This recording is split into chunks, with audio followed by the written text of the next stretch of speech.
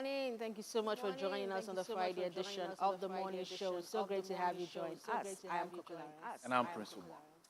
Apparently, something happened in the early hours of this morning along the Lagos-Ibadan Expressway. That's the Kara Bridge in particular.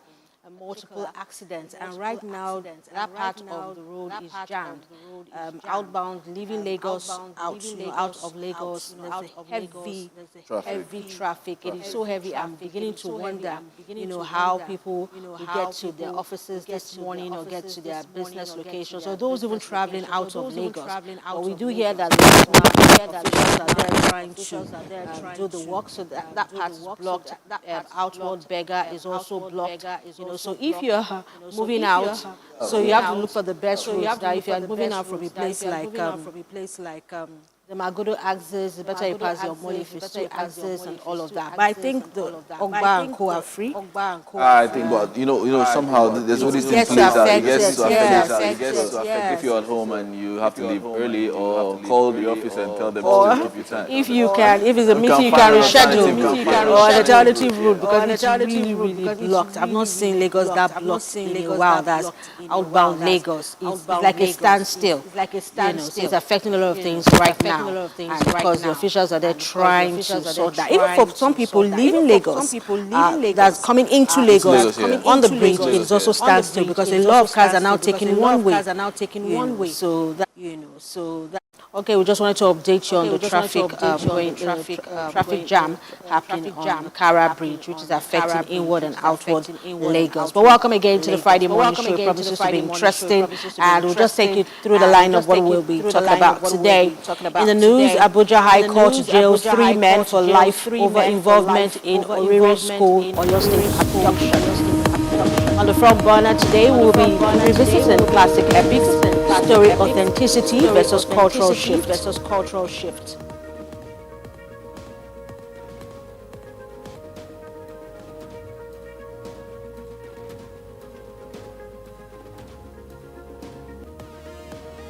In developing stories, Nigeria's federal government strengthens campaign against bullying in Nigerian schools.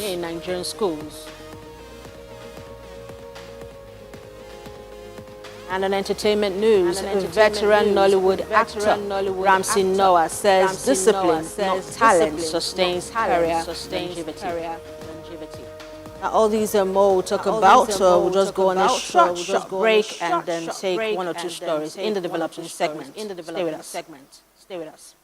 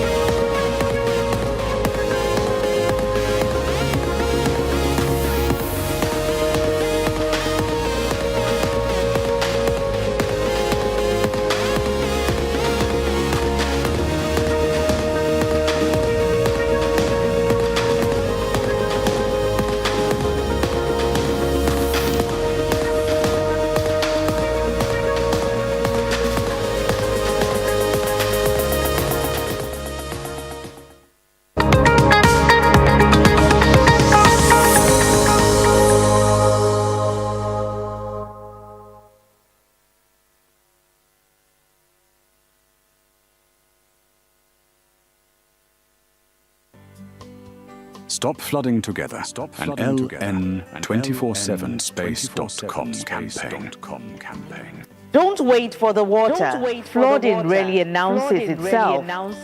One heavy rain, one blocked drainage, 1 hour can change everything. Today is the time to act. Look around your environment. Are drains free? Are waste bins overflowing? Are water channels open? Small actions create big protection. Do not dump refuse on waterways. Support neighborhood cleanup exercises. Keep emergency contact available. Check on elderly neighbors during heavy rainfall. Encourage responsible environmental habits. Floods do not recognize social status, age, or occupation, but communities that prepare together recover faster. This season, choose prevention, choose responsibility, choose action, because every clean gutter, every cleared drain, and every informed resident matters. Flooding is everyone's concern, and the solution starts with us all. I am Yemisi Lanredo. Let's fight flooding together.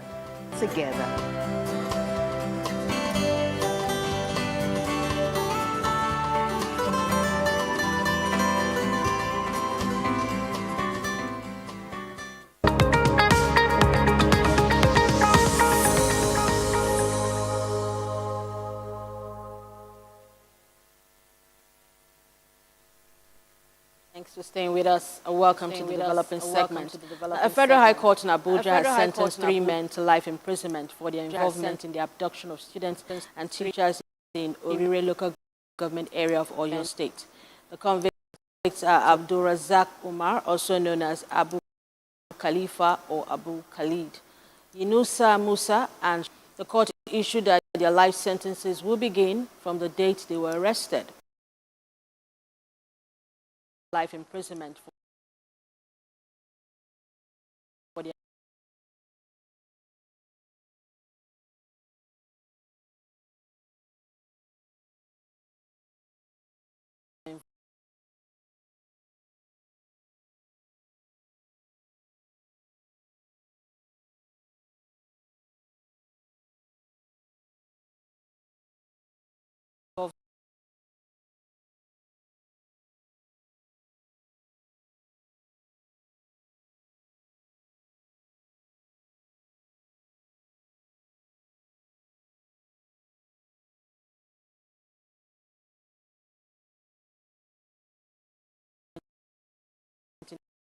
students in Orire local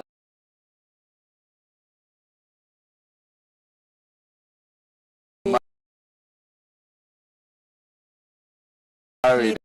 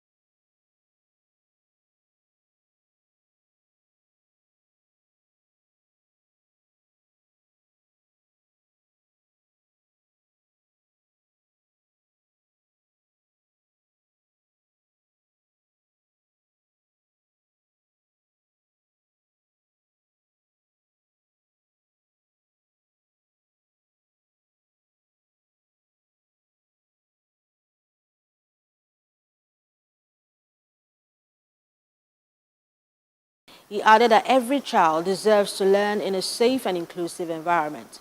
Olajuwon encouraged students to report bullying instead of staying silent, saying early reporting can help prevent lasting emotional and psychological harm. He explained that the National Anti-Bullying Policy provides clear guidelines for schools on how to prevent, identify, and respond to bullying. Speaking at the event, Ayotola Ilori, Executive Director of the Sustainable Solutions for Youth and the Vulnerable Initiative, described bullying as a growing problem that affects victims, families, and entire school communities, as well as the bullies, according to him. Now, bullying, we know that bullying has been from way back, but I think this generation's bullying is on another level, because you now have the digital age, so you have people that bully physically and the cyber bullying. And we've seen cases of bullying where some people have committed suicide because of bullying, particularly children and teenagers. You know, they can't, their mind can't absorb or take it, and then they begin to wonder, is something wrong with them? Why would someone just want to bully them or body shame them? Maybe a kid is chubby or slim, and they just want to body shame. Even some kids are bullied just because of who they are connected to, and all of that. Some are bullied because of what they think they don't have. You know, so bullying has been there for time immemorial, but now we are seeing how it's going to another level when it comes to bullying people physically, cyberbullying, and the likes. And now the government, that's through the UBEC, is saying that going forward, if you bully, there will be suspension, in some cases expulsion, or punishment to be meted out. I'll say it's a long time coming. We've been expecting this one. You know, we've seen it over the years. Like you said, it's been there for years. Secondary schools, you see some prefects decide to bully one junior student, and they do it under the guise of disciplining, or, oh, these students have been rude, and they just come out and, you know, do anything they like, and the school supports them and says, oh, you're prefects and all that. You know, it's been there, but I like that there's an initiative against it, and it's being monitored now, because the harm that children actually inflict on themselves, you know, is really, really something that needs to be monitored. It is really, really sad when you see, last year, I think it was not last year, we spoke about a student that was bullied, that the parent had to come to school. It was all over the news, it was everywhere. You know, the level at which they do it now is really, really hard, and they do it more than just, you know, physical. Like you said, cyberbullying now. You know, they're taking it a step further. They've taken it like so far right now, and it is not what it used to be. So I hope that these measures, you know, will not just be for talk, and would have that so many families or so many children won't hide under it, because we know how these things play out. Sometimes you see that the wealthy ones are hidden, are protected by the school, by so many things. I hope that this is across board. You know, it gets to everybody, because in some cases you find out the wealthy children are protected from the suspension, the expulsion that we're talking about. You know, somehow there's always going to be a loophole created for them. I hope that it is across board, that it's everybody, so that everybody understands that no matter who you are, no matter who your parents are, if you bully a student, you'll be punished adequately. That is it. Indeed. Now let's take our next story. The Independent Corrupt Practices and Other Related Offences Commission, ICPC, says it has uncovered 906 suspected ghost workers in at least 50 federal ministries, departments, and agencies. The commission also said it recovered about 942 million naira that was allegedly paid out as fraudulent salaries. According to the ICPC, a ghost worker is someone whose name is illegally added to the government payroll so that salaries can be collected for a person who does not actually work for the government. Now, in some cases, officials reportedly added the names of family members or friends to the payroll. The commission said it investigated one case where a man allegedly placed his wife, son, and mother-in-law in the payroll while also collecting the salaries of 12 other workers. The Nigeria Police Force recorded the highest number of suspected ghost workers, with 570 names identified during the investigation. Other agencies with high numbers include the National Water Resources Authority with 90 or 80, the Federal Ministry of Works with 56, the Ministry of Foreign Affairs with 24, and the Ministry of Defense with 19 suspected ghost workers. The ICPC also found suspected payroll fraud in the Federal Ministries of Electricity, Industry, Trade and Investment, Health, as well as the Office of the Head of the Civil Service of the Federation. Investigations are continuing as the Commission works to recover more public funds and hold those responsible accountable. It's quite amazing. He registered his wife, his mother-in-law, and 12 other workers, and his son. I mean, the things that people do, the fraudulent things. We always talk about the government, but you're a reflection of the government if that is what you're doing at your level. It's really, really very, very interesting. And these things happen. And you know what? The fact that they're catching up now, it's been there for years. So if this person that registered his mother-in-law, his wife, his kids, you know, and 12 other workers, you know, have been doing this, it's not just for 1 year. It's been there for a while, for a long period. You know, and I like that there's an initiative like this. There's investigations being carried out because we know how these things affect the economy. People that are supposed to earn the salaries are not getting it, while some people are sitting on it and earning more than their due salary. So, yeah, let punishments be meted out. Let's, you know, whoever it is or whoever is that's involved in this face the full arm of the law, and we hope that it stops, you know, because this is something that it is from the top. Yeah, Koko, we're counting just, you know, all these ministries and all, but it is from the top. We know how this conversation has started from the top. If this can be, you know, copped from the beginning, from the head, I would say it will stop. Well, let's monitor. Let's see how far they go and what they uncover at the end of the investigation, because it's still ongoing. Imagine one ministry having over 520 ghost workers. Think about it. What can that do to the people looking for jobs in Nigeria? 520 people, you know, not employed because somebody has decided, oh, I have 520 ghost workers and is receiving their salary. It's really, really bad. Really bad. The things Nigerians do. Yeah, and you know, the funny thing is, when we see things like this happening, we tell ourselves that, oh, the government is this, the government is that. But when you're in such a position and you have the ability to make a change, but instead you are robbing the organization, you're robbing the federation, you're no different from people that are corrupt in high places. So it's very good that the ICPC is looking into this, and we do hope that this thing of the ghost workers will one day become a thing of the past. All right, now we'll take this final story. The National Agency for the Prohibition of Trafficking in Persons, NAPTIP, has warned Nigerians to be careful of fake job offers and online scams that are increasingly being used by human traffickers. Now, speaking ahead of the 2026 World Cup Against Trafficking in Persons, NAPTIP Director Ajia Binta Adamu Bello said traffickers now use social media messaging apps and fake overseas job opportunities to trick vulnerable people. She revealed that NAPTIP rescued more than 300 victims linked to cyber-enabled human trafficking in neighboring countries such as Ghana and Cote d'Ivoire in 2025, between January and July 2026.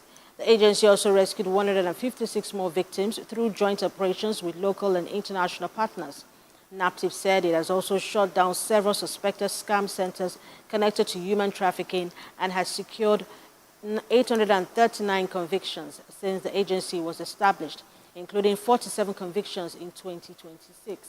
Adamu Bello urged Nigerians to always verify overseas job offers, avoid using unofficial recruitment agents, and report suspicious activities to the authorities. She stressed that stronger cooperation between the government agencies, communities, development partners, and the media is needed to tackle the growing use of technology in human trafficking. Okay, yes, because now they've been looking for different ways. They keep developing different ways to just scam people and, you know, kidnap people and make money off people. Sometimes you see when they want to, apart from the international recruitment, you see recruitment for jobs, they put a number on the walls or pavements and say, call this person. Call this person, call this number. And people have said those people are they are frauds. There are frauds and all of that. So they'll say, call this person, call this particular number, even down to house help. Call this number. Nigerians need the job. That's what we are saying. Yes, now NAPTIP is also looking for ways to protect you, because human trafficking, we know how it has grown. So you begin to wonder, how do they go about this human trafficking? Besides the ones that they kidnap. That means when people maybe say they are going to get a job, or they call them to this place, or an international, and this is now like an international ring. Yeah. When the person has left the country, you've left the country. like maybe to Malaysia or any country that they say, come, there are jobs waiting for you. We've heard people that will say there were no jobs. They use them for human trafficking. True. You know, so even as much as you might say they of course recognize the issues in the economy and in the country, you have to be safe first.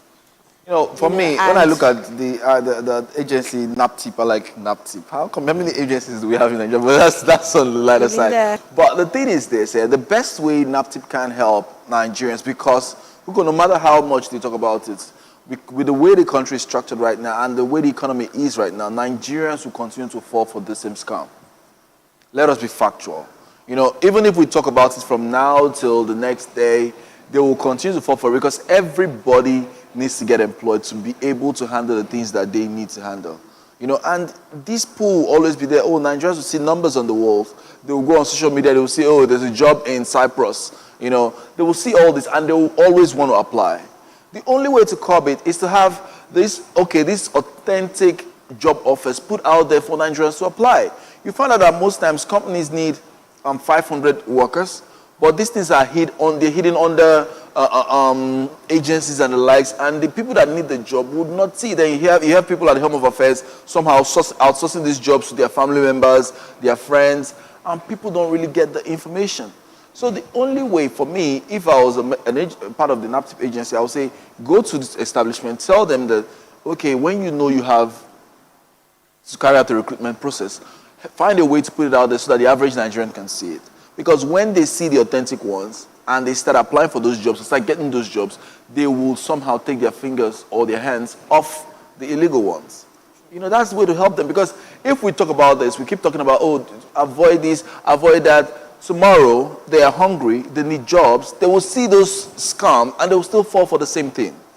The only way to take it off is to have the authentic one put out there, made accessible to them, you know, make it easy for them to see these job offers so that they can apply. They might not get the job offers, but seeing it, making it easy for them to get it. Some years ago, we used to have it, all these things come out in the newspapers. You see companies, oh, they need this, that. So when Nigerians are looking for jobs, they just go to this, either a newspaper or whatever it is, and they find these things. You know, that was very, very authentic for Nigerians. It was helping everybody stay safe. But right now, companies no longer do it. They put it in recruitment agencies, and most times the recruitment agencies will just pass it down to their family members and make it difficult for Nigerians. So, NAPTIP, if you can help, the only way you can help to make it easier is to talk to these companies. You know, make it easy for the average Nigerian, and they will stop being scammed. All right. So that's why we have to wrap it up on the developing stories, because we have the front burner next. And we have a very interesting conversation, and you don't want to miss it. We're talking about story authenticity versus cultural shift when it comes to the movie industry, the entertainment industry. And so we'll be having that discussion after the break, which is our front burner segment. We'll go on a break, and when we return, of course, the show continues. Stay with us.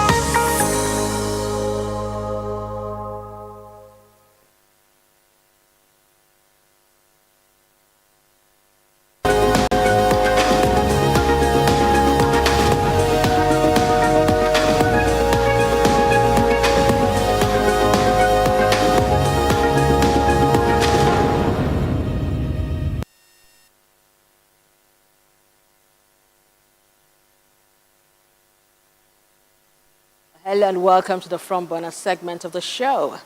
Now, for decades, classic epic films have drawn audiences with timeless stories rooted in mythology, history, and literature.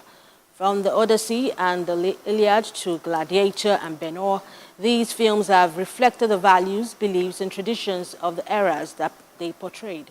Today, however, many of these stories are being reimagined through a contemporary lens, sparking debate over the influence of what is often referred to as woke culture. Supporters argue that modern adaptations should reflect today's diverse, inclusive casting, and fresh perspectives. They believe classic stories are not static relics, but living narratives that can evolve while preserving their central themes. Critics, however, contend that some adaptations prioritize modern social or political messaging over historical, cultural, or literary authenticity. They argue that excessive changes to characters, settings, or themes can dilute the original intent of the work and disconnect audiences from the historical context that gave these stories their significance. So today on the Front Burner, we look at the topic, classic epics, story authenticity versus cultural shift, as we talk about woke culture agenda being infused in movies that are either from classic epics or even biblical stories. Now, we'll be looking at the following talking points: casting and representation, story originality, woke culture influence. Now, we're supposed to have joined us a film critic, Damilola Dawson. Damilola Dawson boasts of a decade of extensive experience in the media industry, and his journey is steeped in a passion for storytelling, which has shaped him into an innovative leader at the forefront of media. And he holds certifications from Hollywood Film Academy and has worked with several other entertainment companies. Now, Damilola will be joining us pretty soon. But in the meantime, let's just give a background to the story, and then we'll have a video to play for you. Now, looking at Hollywood, Christopher Nolan's latest movie, The Odyssey, has become a lightning rod for cultural grievances. In the area of casting, there was a lack of Greek actors, only one confirmed, and objections to Lupita Nyong'o as Helen of Troy, with critics accusing the film of prioritizing DEI, which is diversity, equity, and inclusion, over authenticity. Also, Elliot Page, a Canadian actor, producer, and transgender, features as a character who isn't featured in the ancient poet Homer's Odyssey, but appears in the Virgil's Aeneid. The character Sinon is introduced, and it's a woman playing a man. Sinon is a warrior who uses deception to convince the Trojans to bring Odysseus' wooden horse inside their walls and all the soldiers hidden within to attack the city. Now, so much backlash has come in, even from the likes of the world's richest man, Elon Musk. So today we're looking at culture vultures. We're looking at this new era we're in where a lot is being infused. Now, we are not saying that we're looking at the story and seeing how something that was not part of the story was brought in just to bring in a transgender to act in it. Now, Prince, this is a topic very interesting to you because you'll be analyzing some moving pictures. Yeah. And the Odysseys that they've remade in the past, they just follow the story, the Helen of Troy, the Trojan horse, and all of that. There was nothing like a transgender or LGBT in it as a character. So that's what I'm saying. Now we're seeing, because this film wanted to introduce all those parts, you bring in a character that was not originally in the book, and especially for those that are into literature, they would have read the book and all of that. It wasn't then the first place. You bring it from another place, calling it a Roman, this so-called artistic freedom. And then you bring it in, and it's a woman who everyone knows is transgendering, saying she's no more a woman, she wants to be identified as a man, and to play the role of a man. So that means whether you like it or not, you've infused something in it that wasn't there originally. Why? Because of the so-called DEI, diversion, equity, and exclusivity, or what they call it, and inclusion. So, but let's hear your thoughts before we play the video. This is from the Hollywood playbook. It's always been from the Hollywood playbook, Pick stories. Find a way to act artistic freedom or artistic, I don't know what it is they call it, but they forget that there is authenticity to some stories. And when you have people that have read about those stories before they even became movies, before they even adapted to movies, there is this cringe thoughts that comes to your mind when you look at all those things. And it's really, really sad because apart from even the books, apart from The Odyssey, we've seen so many stories over the years. Hollywood picks a story, finds a way to impute their ideas into the stories to create what they want to create and then sell it to the people, thereby changing the original idea of what the story was or the message was passing to suit whatever agenda they have in mind at that time. And it is something that, when you look at it, sometimes I don't even blame Hollywood. When I look at it, sometimes I don't blame Hollywood. I blame the people, the owners of the story. If you don't tell your story, somebody comes to tell it for you. And that's a fact. Sometimes you hear this saying where they say, in every story, the hunter is, until the lion learns to read and write, the hunter will always be right. The hunter is always right in every story. So when you do not tell your story, let's look at Woman King. Yeah? It was the original story of the Dahomey people. That story was told by Viola Davis and her group, and it looked like the original thing. But if you speak to people that were coming from that exact location or that particular place, they have some parts of that story that they believe is not right. It was twisted. But they didn't tell the story. Hollywood told the story, and Hollywood put the idea. Now let's talk about the engine. I saw a documentary on real engines, yeah, and they had so many concerns. They were like, I am Cherokee, and someone else is Cheyenne. But when Hollywood tells the story, they twist everything, even the way they speak, the way they dress, the idea. They said they were predominantly fishermen. That's the engines, but Hollywood made them look like they were hunters that feed on, change their story, change the way they dress, the way they look, and they have questions. They're like, this is not who we are, but now the rest of the world looks at us and believes that, oh, we are this, we're that, we're this is how we behave, this is how we speak, these are the things we did because of what Hollywood made us look like. And that is why it's a worry, it's a concern. But like I said earlier, I would just advise that when you are going to tell a story, tell your story so that nobody twists your story. We have wonderful stories in Nigeria right now, and you'd expect that somebody will pick up those stories to tell, but instead, we're letting the story slide. And one day you see Hollywood pick it up and put whatever idea they want to put. Whatever idea. Now, the story of Odyssey, bringing in Sinon. Sinon has never been, if you read the book, Homer's book of Odyssey, and all the Odyssey movies that have been shot up until now, there was never a role for Sinon. It was always Odyssey being a man that convinced Agamemnon, to create the Trojan horse. And that Trojan horse was there until one priest, one thing or the other. There was no Sinon character. But now Christopher Nolan wanted to impute Ellen Page. In this movie, he now created a role for her, thereby changing the story. Yes, The Odyssey is not a realistic story. It is not a historical story. It's not something that happened real, but it has a history steeped in the Greek tradition. It is something that the Greeks are seen as their story. Do you understand? Now, coming in to tell a Greek story and then imputing a character that was never there is something that Hollywood does normally perfectly. So I would say, yeah, the Greeks have a part to play in this. They didn't tell their story.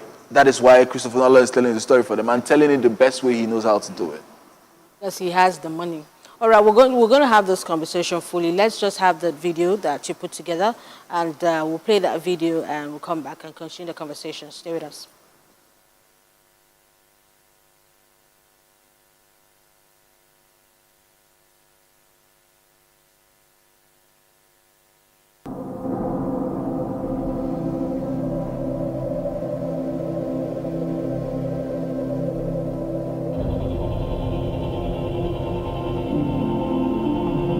It's the most anticipated film of the year, Christopher Nolan's The Odyssey. Shot entirely on IMAX, on real locations, a $200 million epic.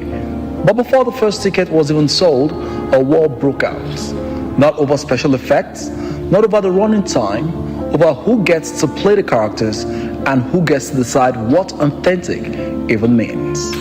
Critics called the casting woke, others called it a long overdue correction. But the real question is deeper. When a story belongs to everyone, does it still belong to anyone?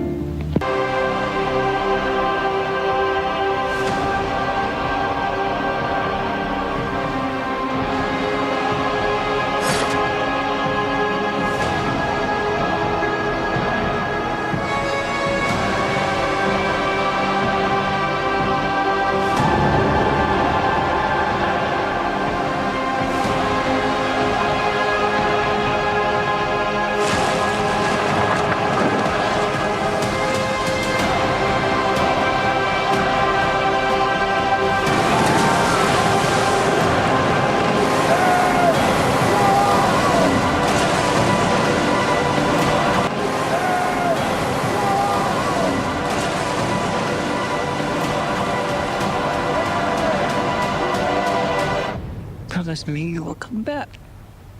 What if I can't?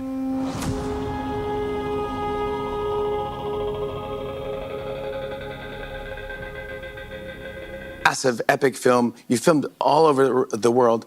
How many countries? Where were you? I believe there were 7 countries that were filmed in altogether. I was in Greece and Morocco. Oof, gorgeous. Yeah, beautiful, beautiful. Yeah. Yeah. And people are saying the experience is like no other experience because it was really all practical stuff. Yes, and it's just a reminder. I mean, you see this film in IMAX, which is the biggest format you can see it in, and you see the value of it. It's like he captures the beauty of the real world. The flashpoints are familiar. Lupita Nyong'o, Kenyan-Mexican actress, Oscar-winning cast as Helen of Troy, the woman whose face, in Homer's words, launched 1,000 ships. The backlash was instant. Critics accused Nolan of prioritizing diversity over historical authenticity. When Nyong'o joked that Homer gave women little screen time in his epics, the internet erupted. Then came more leaks. Elliot Page cast as the soldier Sinon, not Achilles, as fans had speculated. Some called his portrayal laughable, but here's the irony scholars kept pointing out. Homer's epic are mythology, not history. They were already reinterpreted, reimagined, and retold for centuries before Hollywood ever got involved. The ancient Greeks themselves told the stories differently across regions and generations. So why does this adaptation feel like a battle over cultural ownership?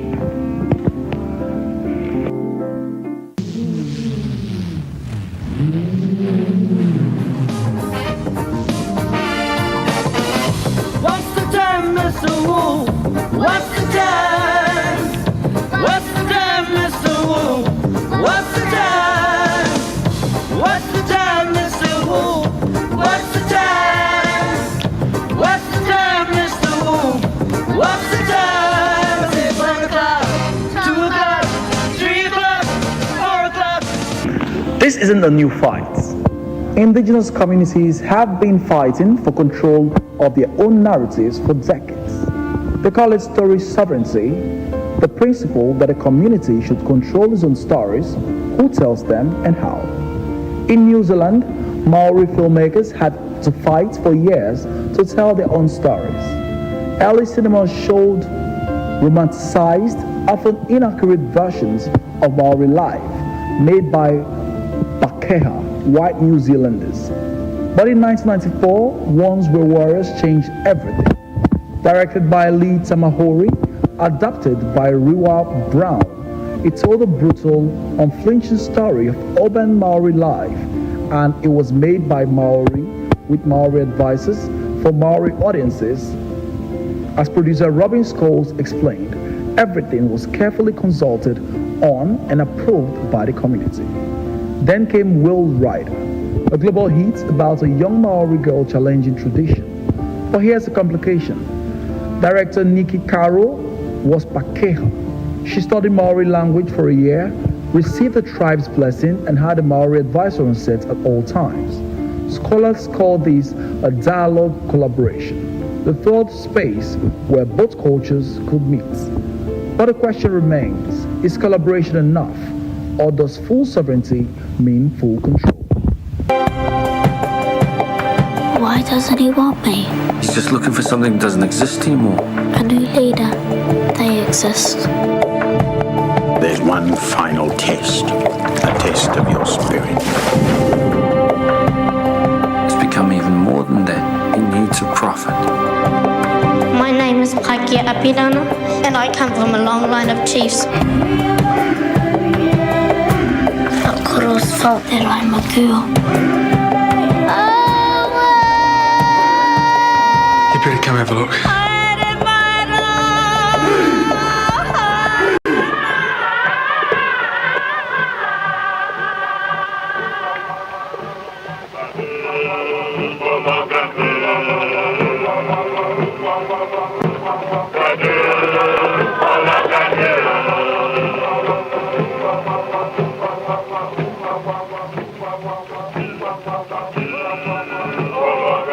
Looks like a burial. In the road?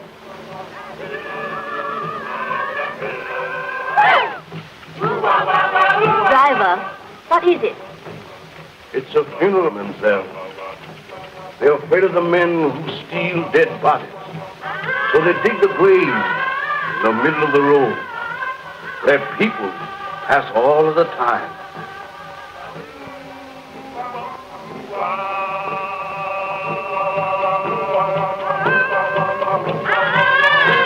Well, that's a cheerful introduction for you to our West Indies.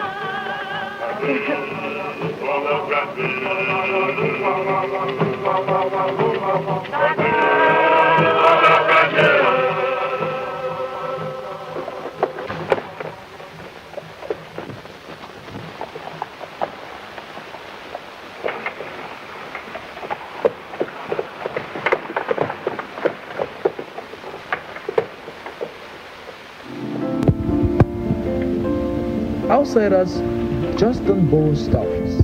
Sometimes they erase them entirely. Take The Zombie. Today, it's a Hollywood juggernaut. Night of the Living Dead, The Walking Dead, countless spin-offs. But the zombie roots are Haitian voodoo, a metaphor for enslaved people who couldn't escape even in death. Hollywood stripped the meaning away, replacing it with mindless, flesh-eating monsters. As filmmaker Maya Anik Bedward put it, Hollywood has been pulling from these stories and misinterpreting them. Her documentary Black Zombie traces how voodoo was demonized, distorted, and sold back to the world as horror. Meanwhile, Cree filmmaker Neil Diamond has documented how indigenous people were forced to play inaccurate versions of other tribes in old Hollywood westerns. Navajos playing Comanches and Cheyennes, purposefully mis-syncing the dialogue because the studio didn't care what they actually said.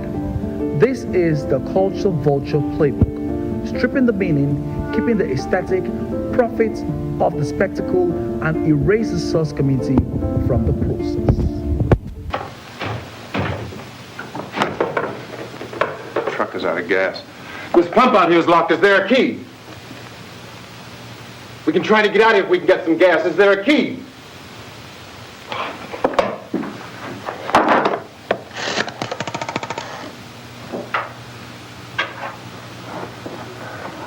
I suppose you've tried this.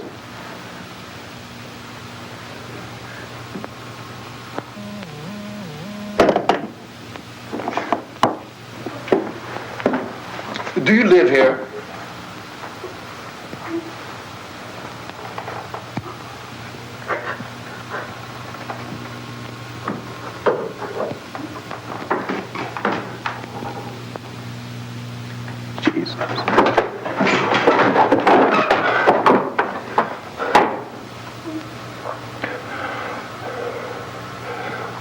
We've got to get out of here. We have to get to where there's some other people. Maybe we better take some food. I'll see if I can find some food.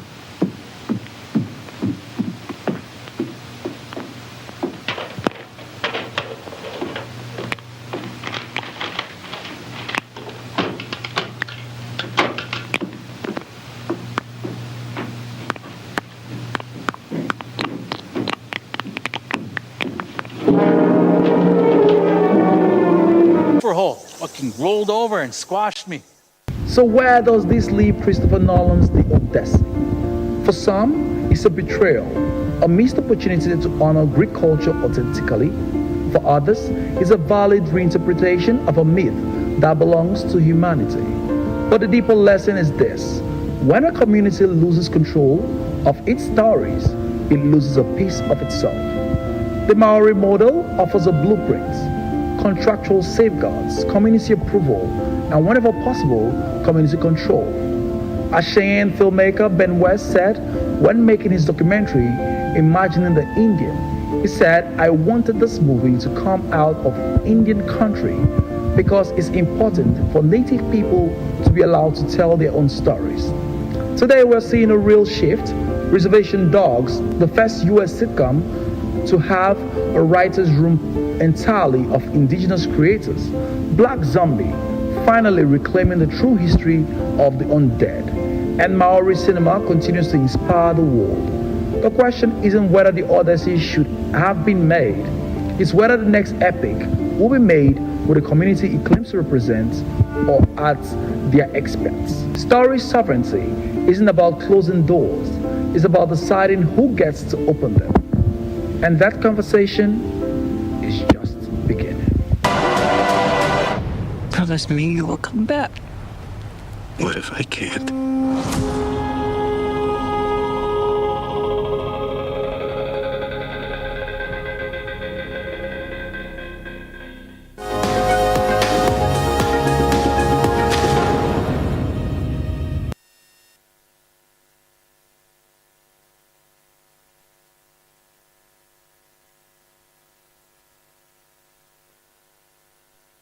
Okay, now that video was put together by Prince Womack and looking at story sovereignty and the narrative that is being pushed on, true life stories or even historical stories. Now we have joining us Damilola Dawson, a film critic.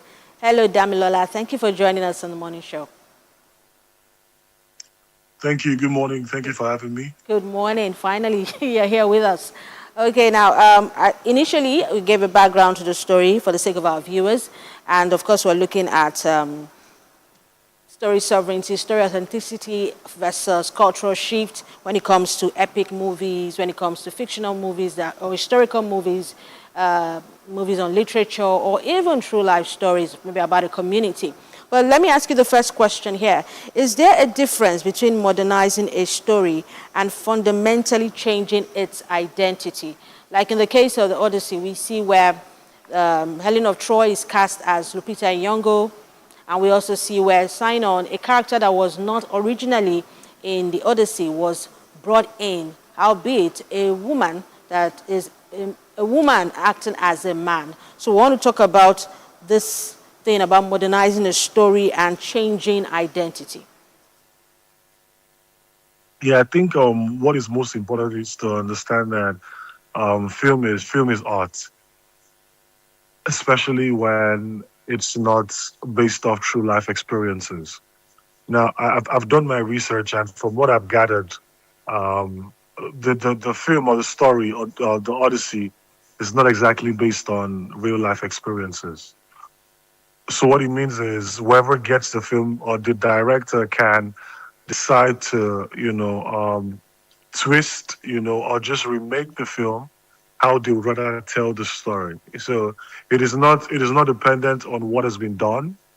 It is what is most important is how do I want to tell this story now? Right, and because at the end of the day, if the character development, if the execution is properly done, no one would be concerned whether or not, Helen of Troy is a black woman or whether or not, Sinon is a man or a woman. You know what I'm saying? So, yeah, it's not, I don't think it matters in the grand scheme. I think what is most important is the roles they played, were they functional? Did he help move the story forward?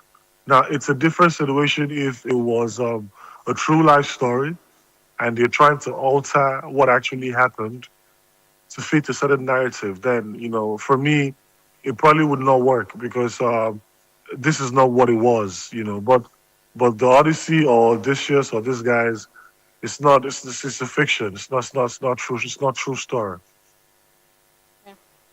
All right, Damilola, very, very wonderful answer you got there. But I have another question. The question is, how much creative freedom should filmmakers have when adapting literary classics? And how much freedom are they allowed to just change whatever it is that they want to change to suit their creative freedom? How much freedom do you think they should have? So I think they have some measure of freedom. I cannot quantify how much freedom they have, But again, as creatives, we're allowed to explore. We're allowed to go beyond our imagination. We're mostly allowed to do what we want to do, as long as it doesn't, in some type of way, affect the story. Yeah, like I said before, especially if it's not a real life story or it's not based on true life experiences. So I mean, as creators, you can go as far. I mean, Christopher Nolan could have easily made Odysseus a woman. I mean, that could have happened, and that could have been the twist. And people would have gone to the cinema to watch just to see how that was interpreted. So again, if it's taking permission from whoever has the original story, whoever made the original story, and the person is giving him the go ahead to make it into what he wants to make it into. What is most important is, does it follow the right elements of filmmaking? Does it make some sense? Does the story building works? Like I said, does the performances work? You just follow the elements of filmmaking and check if it works. So the conversation now is, not that Lupita was casted as Helen of Troy. It is, did she play the role well? Yeah. Okay, but you know that another reason why we do have this conversation is because of the backlash. And we're looking at classic epics. Let's say, for instance, Ben-Hur is not really a true life story, but it's a story where a Jewish soldier went through some journey, and then later on he met with Jesus and he gave his life to Christ. And just imagine they want to remake that, and then the film director says that it's now my time, and I want to rechange this movie and want to infuse something in it because it's Hollywood, or because they want to make a certain people feel included, and then he does that. So that is where I ask, where do they draw the line, between inclusion and historical or literary authenticity? Because then again, I know we may be of different school of thought, but you cannot take away the fact that the sign-on character wasn't even supposed to be there in the first place. But you could see what they were trying to do with that film when it comes to inclusivity. Right. So I mean, I hear you totally, but with Christopher Nolan, if you're familiar with Christopher Nolan and the stuff he's done over the years, you would realize that he doesn't follow the books. And when I said the books, in his storytelling, right? Is one filmmaker that I respect so much, because he tries as much as possible to make a difference and not to make very familiar work. As you know, in this particular one, in the Odyssey, he made the film his own way. A lot of directors would have done a lot of it differently, but he chose to do it the way he did it. So for him as a director, which I'm sure you know, that at the end of the day, the film is a director's film, which is why you see the Christopher Nolan film, a Kemi Adetiba film, a Funke Akindele film. That's if they directed it, especially for Christopher Nolan, who is also a writer. So he's written it, he's seen, I could bet you he's seen the sequels, he's seen what other persons have done. There's a movie similar to this, same story. It's called The Return. He had the Fiennes, I forget his name now, but yeah, his last name is Fiennes. and he played, Odysseus. Yeah. So So you know that Christopher Nolan would have probably said that and say that, okay, I would keep the story, but I would, rather just put it out in the way I want to put it out. But the story won't be missing. For those who know the story of Odysseus and the Odyssey properly, you would see that nothing was really different from what you've seen in the previous ones. I mean, for me, I even had some concerns with the casting of this Christopher Nolan's The Odyssey. I thought, for me, some of the casting did not sit properly. I thought Matt Damon did not, I just thought he did not immerse himself well in the Odysseus character. I thought Tom Holland shouldn't have been there, I would have chosen Timothée Chalamet. I thought Zendaya had no business being there. But again, Christopher Nolan would probably just push how he thinks, the movie should go. Yeah. All right, Dami, when we're talking about creative decisions, the big question for me is, are they making this decision based on artistic vision, audience demand, or commercial considerations? Because now we know that Tom Holland is one of the big shots in Hollywood right now, Zendaya also. So these changes, adaptations that they're making, are they making them based on creative decisions, or are they doing it based on audience demand or commercial considerations right now? Oh, very good question. Thank you. It's a mix of both. The challenge that creators have is that those who are like core creators is that they do not understand the business of filmmaking. And the challenge that business people have, those are the guys who are investors, they don't understand the creative part of filmmaking. So there's always going to be a challenge, trying to merge creativity and business. And what Christopher Nolan has done with this is applied some level of creativity and business. Now, Tom Holland, Zendaya, they're bankable actors in Hollywood at the moment. Not so sure of Matt Damon, because Matt Damon hasn't been in the scene for a while. But Matt Damon is a Christopher Nolan favorite. Yeah. He's been in factually about 5 or 6 of Christopher Nolan's films. Then you go to Anne Hathaway. Epic is not usual. Yeah. She's very familiar with the bright city-like, sort of thing. But she's also bankable. So, I mean, Christopher Nolan, for me, he had to make a decision on, okay, this is what is creative about this film, but I also need this film to be commercially viable. I mean, no wonder now the film the opening weekend is done way more money. I think it's even the highest in all Christopher Nolan's body of work. Opening weekend is done a lot of money. So these things are, film is not just, an art in its sense. There's also a commercial side to it because you need to sell this thing. I mean, look at Moana. Moana is struggling seriously. You just can't sit with the Odyssey at the moment. But filmmakers are now not thinking of film as just an art. I need to tell a story. No, they're also trying to make it bankable. Even when you come down to Nollywood, you see the same thing happen. You see certain films and you see certain actors being cast. In my head, these actors are probably not the best fit. But when you have a conversation with the director or the producer, they'll tell you that, oh, we're doing this because this person is commercially viable. So as a creative, as an actor, as a filmmaker, you need to understand where to, push that balance, the creativity and the business side of it. Yeah. All right. So, it's like we're now bringing the conversation home right now. Yes. Right. You've already responded to the fact that they look at commercial consideration, and also they look at the Academy, the awards, because the Hollywood Academy put in the DEI in their guidelines. So I'm pretty sure that some film directors want to be doing that. Why? Because of, makes them eligible for an award. Now let's kind of bring it home. Right. We're looking at, you talked about Nigeria, talked about Africa. You are a film critic.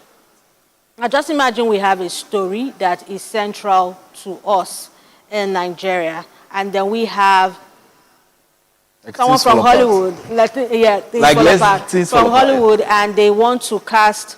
I think we even had that story when they were saying Idris Elba, who was going to act in one Igbo. It was Things Fall Apart. Yes, Igbo film. But we've not heard anything about it lately. Now, what would you say about that? Because really, the topic is beyond the Odyssey. The topic is about the authenticity against cultural shift, either in epic films, true life stories, stories centered to a region or a people. So what will you say about that kind of thing when it comes to, the director says, because Idris is bankable, commercial considerations, what will you say about that? We're bringing this discussion home now. Yeah, thank you. So for me, it's not very straightforward, but I have my sentiments about how they've chosen to make films like Things Fall Apart, and even Tomi Balogun's Children of Blood and Bone. It's quite disappointing. I'm not gonna lie. I mean, most of the backlashes that the Odyssey has received are from people who believe that the film is a Greek film and should have predominantly Greek actors. But then they have a lot of American Hollywood stuff going on. Now, when you come to Nigeria, it only makes sense for a Nigerian role to have a Nigerian actor, and not a Nigerian actor that doesn't stay in Nigeria. A Nigerian actor, a Nollywood actor, it only makes sense just to preserve authenticity. But then when I have conversations, I hear the story of commercial, bankable, this and that. Now, the mistake we mostly make in Nollywood is it's a Nollywood problem. I'm not gonna lie. It's not even more a Hollywood problem. Nollywood hasn't shown that they are ready. That's the truth. They haven't shown that they are ready to take up certain roles. I keep saying this so it lands properly, right? The best film in Nigeria right now, the most commercially successful film in Nigeria right now, is Behind the Scenes. What it means is, when you call an international person, for instance, let's look at A24. They're the guys making Things Fall Apart. A24 is one of the biggest studios in the US, right? When they ask you what's the most commercially successful film in Nollywood, you show them Behind the Scenes. And they watch Behind the Scenes and they're laughing. And they're like, this is your best film? It's done over 2 billion naira? For me, it's just a joke. I'm not saying the film is bad. I'm just saying I have seen better films that would not gross that amount of money. And because A24 as a studio would rather want to make money as much as they want to make stories. They want to make money. When they realize that it is not bankable, they don't even stress. 2 billion naira is just about I think about $1 point something million, or even less, maybe $900,000 thereabout. I don't know, but it's not a lot of money compared to how much films make films in the US make.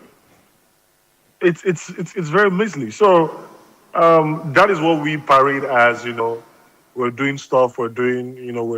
So for them, they're not ready to take a chance.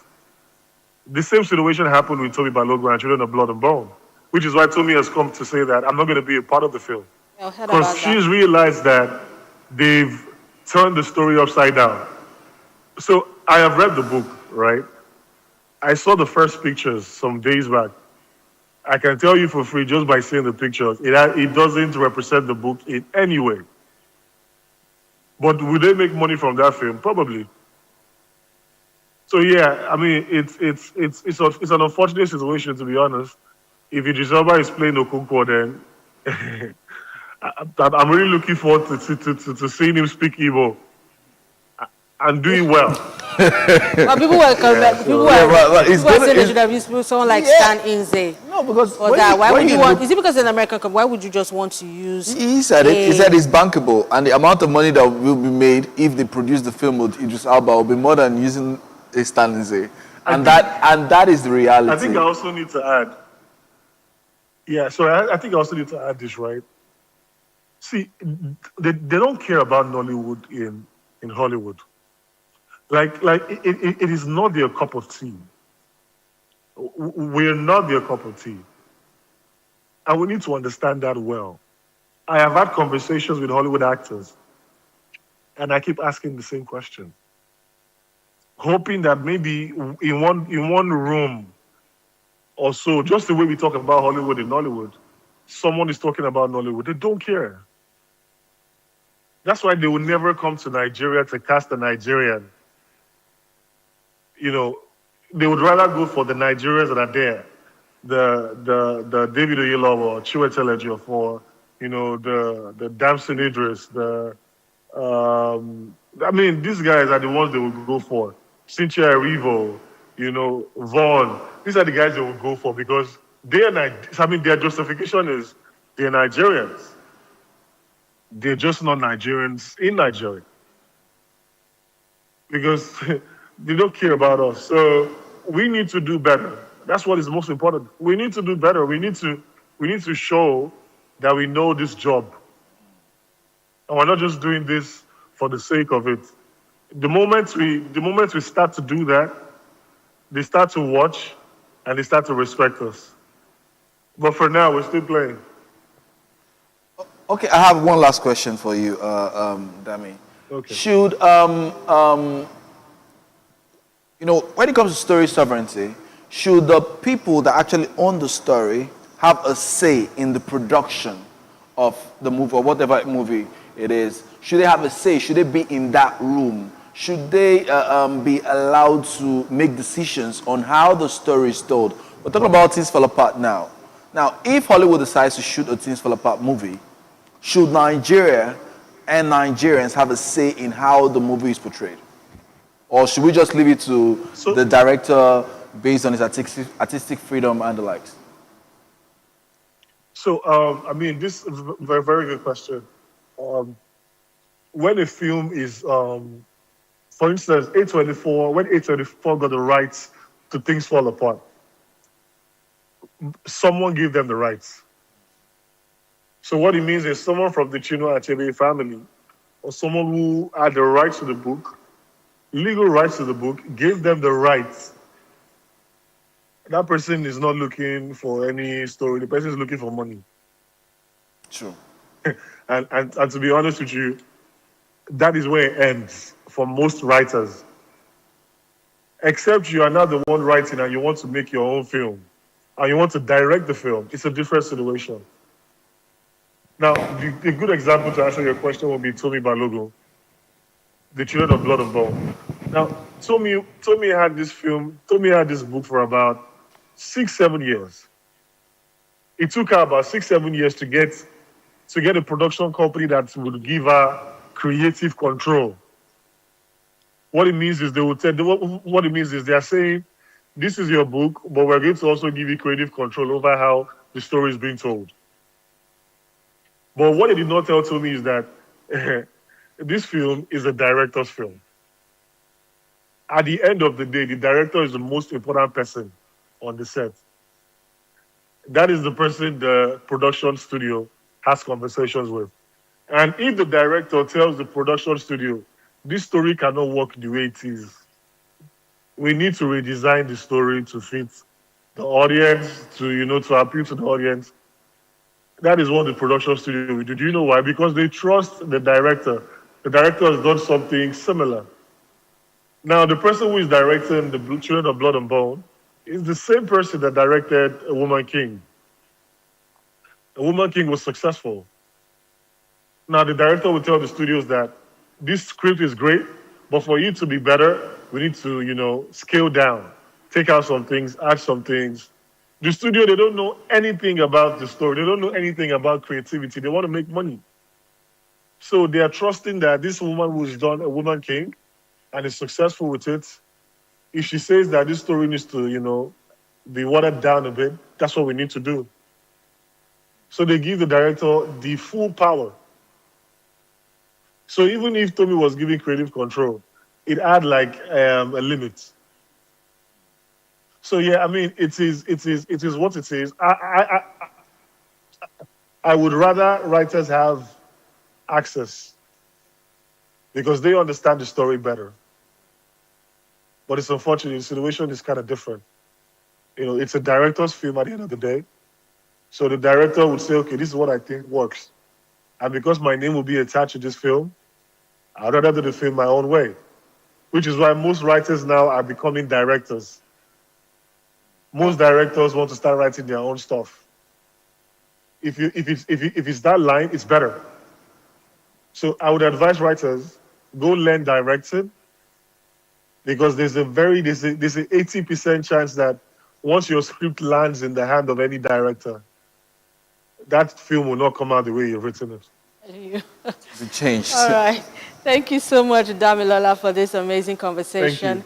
Thank Thank you. you for throwing so much light on this. And yes, I did see the pictures from Blood and Bones. So it's looking like a Wakanda remake from the pictures that I saw. But let's see how that will play out for the writer and all of that and the story. And people also commenting that she shouldn't use, the director should not use familiar faces. You should use, faces that are not so familiar. That will also make it sell, as against the movie Obsession done by a young actor, which is doing very well in Hollywood. All right, and thank you so much for joining us on this conversation. Damilola, thank you so much for your time and all your knowledge on this. Thank you. Do have a great day. Thank you. Yeah, bye. All right, bye-bye. All right, that was Damilola Dawson, a film critic, and we looked at story authenticity versus cultural shift. Yes, Damilola is a film critic, a part of Hollywood, so there's definitely nothing he may want to say about the character of Sign-On, but we here do know what they're trying to do, the agenda that they're trying to push when they involve or put in this LGBTQ or transgender into movies. It's not about, it's about the so-called people, the people that are demanding to see it in the movies. Because when you look at the movie, really, there was no need. There was no need for the character to be there. From reviews, there was really no need for that character to be there. There was no need for it. It was intentional. Christopher Nolan knew what he was doing, but that's why, like Dami said, you have to have your money. You have to be a director and have your box. And when you're selling your script, if you want to have creative input, you have to put that in the agreement or whatever it is that you're signing. You should be able to say, oh. Because now that Nigerian, she's facing that right now. That's Tommy that he was talking about. That's what she's dealing with, and that's what she had to pull out from it. But it's a book, and they're trying to change it into what it wasn't meant to be. She didn't get that arrangement with them. All right, but we have to see our rush. We have to wrap it up on the Front Burner segment. But you can watch the moving pictures this weekend and get more information on story sovereignty and pushing out the right narrative in films. Well, we have to go on a break. Top of the hour, we'll bring you news now. Stay with us.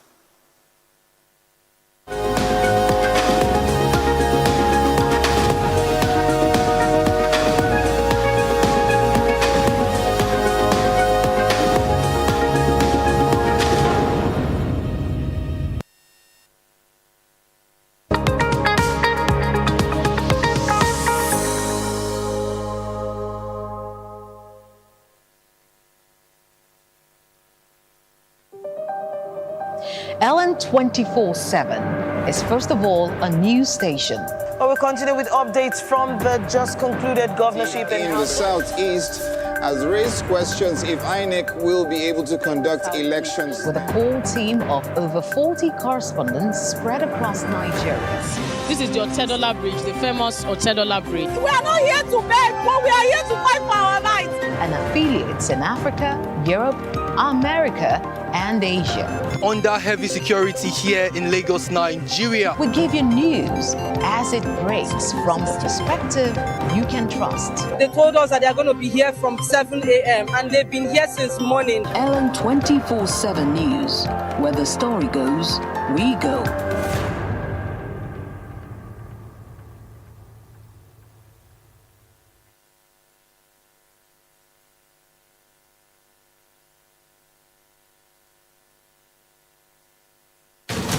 Stay up to date with Ellen 24/7. Ellen 24/7.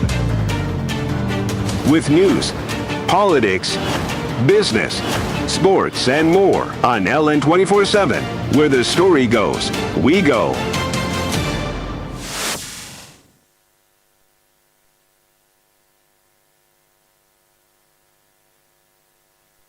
Well, thanks for staying with us. Welcome to News Now. The Federal High Court Abuja has sentenced 3 suspects in the abduction of students and teachers in Orire local government area of Oyo State to life imprisonment. According to the court, the sentencing of Abdulrazak Umar alias Abu Khalifa Abu Khalid, Yunusa Musa alias Yunusa bin Musa, and Shamsu Adamu Sani alias Abu Itisa will start from the date of the arrest. Now, before the sentencing by Justice Salim Ibrahim, counsel for the defendants, pleaded with the court to sentence them on liberal terms. He added that they were first-time offenders and had pleaded guilty. Ibrahim pointed out that this showed that they were not, or that they were remorseful of their actions, and all the counts they were charged with are not related to the kidnapping. He added that the convicts were married men who have children and have aged parents who are dependent on them. He pleaded with the court to give them a second chance at life and sentence them on liberal terms. Meanwhile, the Department of State Services, DSS, says it will appeal the life imprisonment of the 3 men arrested by the Department of State Services, DSS, for their role in the abduction of school pupils and teachers in the Orire local government area of Oyo State. The DSS is not satisfied with the verdict, arguing that the sentencing is not commensurate with the crimes committed in Orire. It cited the beheading of 2 teachers by members of the terrorist organization involved in the abduction. Justice Salim Ibrahim had on Thursday sentenced the men to life imprisonment after they pleaded guilty to belonging to Darul Salam, an affiliate of the Ansaru terrorist organization, concealing information, the kidnapping, and inciting through religious ideology. The convicts are Abdulrazak Umar, alias Abu Khalifa Abu Khalid, Yunusa Musa, alias Yunusa bin Musa, and Shamsu Adamu Sani. Now, they all pleaded guilty to count 7, 8, 9, and 10, which bordered on training and passing instructions and inciting terror group members on a particular religious ideology. Elsewhere, the Nigerian Senate has adopted key resolutions aimed at strengthening the regulation, coordination, and accountability of foreign aid in Nigeria, approving the establishment of a mandatory registration system and a national database for all foreign aid received in the country. The upper chamber also resolved that all foreign aid-funded projects must be integrated into the national budget framework and aligned with Nigeria's development priorities to ensure better coordination, transparency, and value for money. The resolutions follow the lead debate on the bill for an act to provide for the regulation, coordination, transparency, and disclosure of foreign aid, grants, and donations in the Federal Republic of Nigeria 2026, sponsored by Senator Ibrahim Dankwabu, Gombe North. Mr. President, distinguished colleagues, this bill finds strong footing in the Constitution of the Federal Republic of Nigeria, 1999 as amended. Section 80 and 83 of the Constitution vest the control of public funds in the National Assembly, and Section 85 empowers the Auditor General to audit all public accounts. Accordingly, foreign aid, once received and applied within Nigeria, constitute public resources and must therefore be subjected to constitutional oversight, transparency, and accountability. Furthermore, the Fiscal Responsibility Act 2007 requires prudent management of public resources and integration of all revenues and expenditure into a coherent fiscal framework. Right now, in the Committee on Agriculture, we have a situation where funds have been received, and yet they are not recorded in the budget. And we are working to ensure that such money is put into use. Listening to this bill and all that have been said about it, I think there are 2 broad issues here. One is those donations accruing to government from all sorts of sources. And any money accruing to Nigeria, in my view, within the broad definition of the responsibility of the Senate, ought to be reported, recorded, and how it is used ought to be something that the Senate can oversight. most of the foreign monies coming into the country are not for progress of the country. Some of them are meant to destabilize the country, particularly from undisclosed sources and undisclosed organizations, and they are not properly accounted for. I've also witnessed a lot of adverts sponsored by this group, sponsored by that group, sponsored by this, running into millions. So, and these are not adverts that cannot be sponsored by some of the agencies in Nigeria. But I think with this bill, if we proceed further, we'll be able to dig deep and understand exactly where the money is coming from and all that. So you are right. We have to track these monies. We have to know where these monies are coming from and for what purpose, and then so that we don't end up receiving donations that would tend to destabilize Nigeria. Nigerian presidency has described a commendation letter sent by United States President Donald Trump to President Bola Tinubu as further evidence that Nigeria's security collaboration with the United States is producing tangible results. The special advisor to President Bola Tinubu on policy communication, Daniel Bwala, stated this during an interview on a local TV station. Bwala also said public attention should focus on the substance of the letter and the progress recorded through the bilateral partnership rather than the timing of its release. According to him, the letter reflects growing international recognition of the Tinubu administration's efforts to strengthen security cooperation with the United States.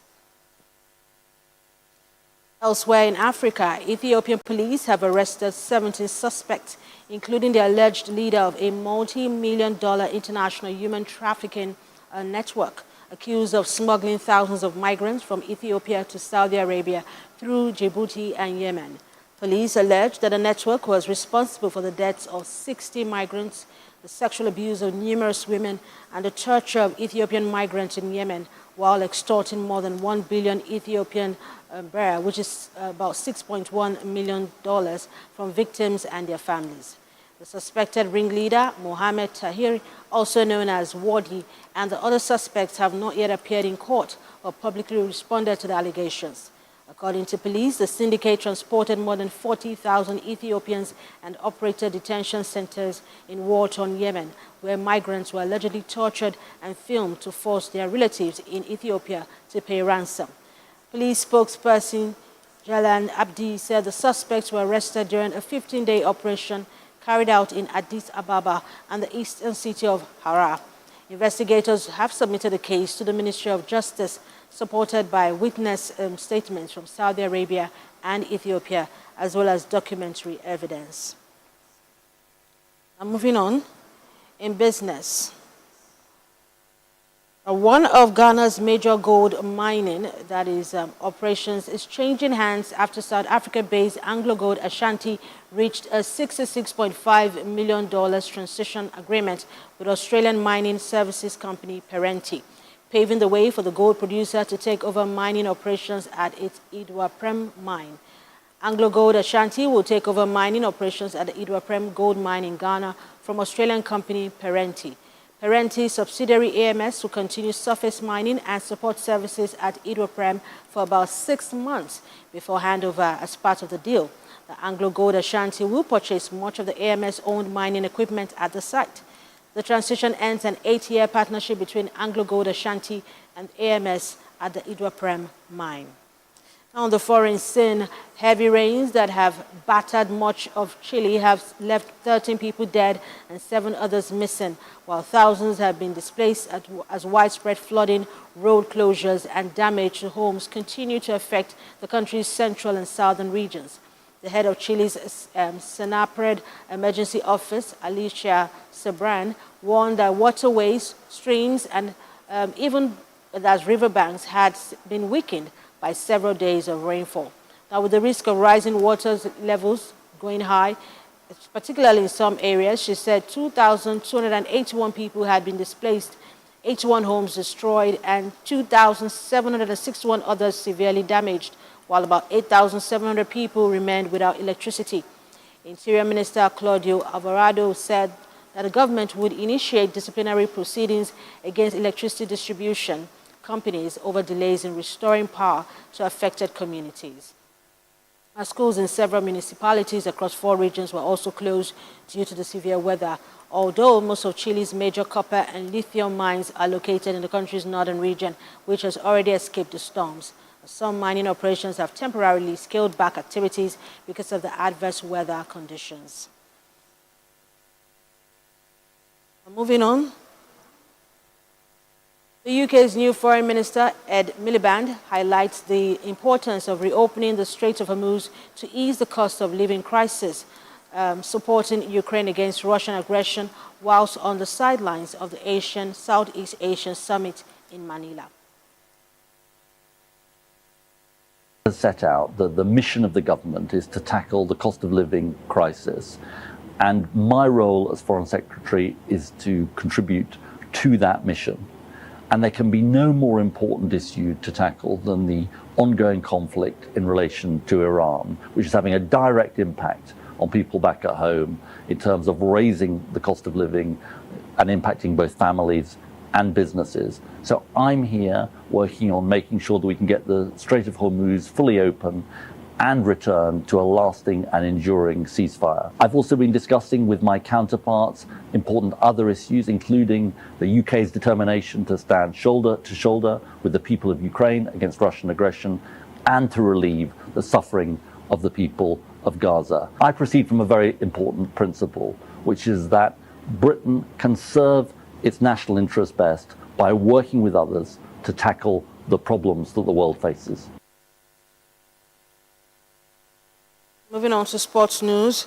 FIFA says Nigeria has the talent needed to qualify for the 2030 FIFA World Cup, and the success will depend more on stability than ability.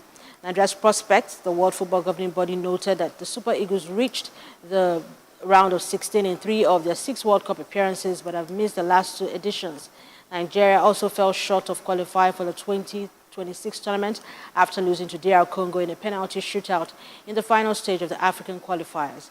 Despite the setback, FIFA described Nigeria as one of Africa's most promising football nations, citing the country's rich pool of football talent and strong player development system. However, FIFA stressed that talent alone will not guarantee qualification for the 2030 World Cup, it said. That they also said the Super Eagles will need sustained administrative and technical stability, supported by strong football structure to consistently deliver the performances required to return to football's biggest tournament. And with that, stories are up on news now at this time. For more stories and updates, log on to our website, ln247.news, and download our app, LN247. We're also watching the morning show. We'll go on a break, and when we return, we bring you the entertainment segment. Do stay with us. Stay up to date with LN 24/7. LN 24/7. With news, politics, business, sports, and more on LN 24/7. Where the story goes, we go.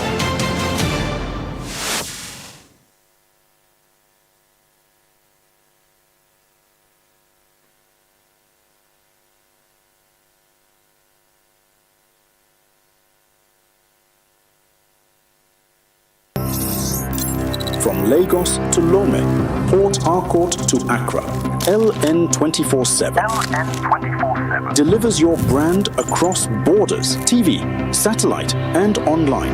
We are where your customers are. For them to, be seen or heard, they have to do something crazy. Africa is watching. Let them watch you. LN 24/7. Where the story goes, we go.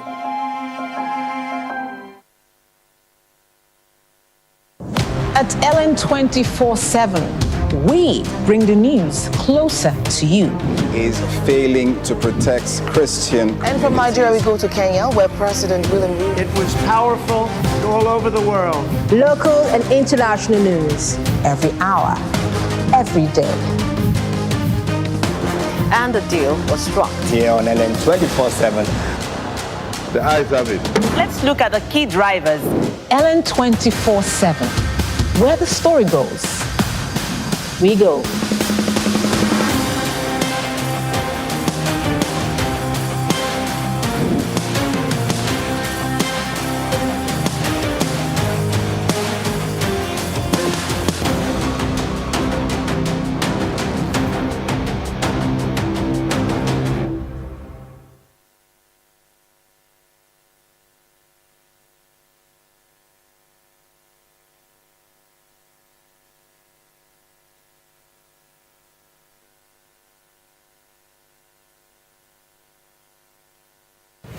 There are several AI platforms, but I want to tell you one that will really help you immensely. It's called Praxium. Praxium. I'm amazed at its answers. I've been testing it out for some time now, and it's really amazing. I put a test to them, and I was amazed at Praxium's accuracy, sincerity, and quality of information. Praxium, very smart.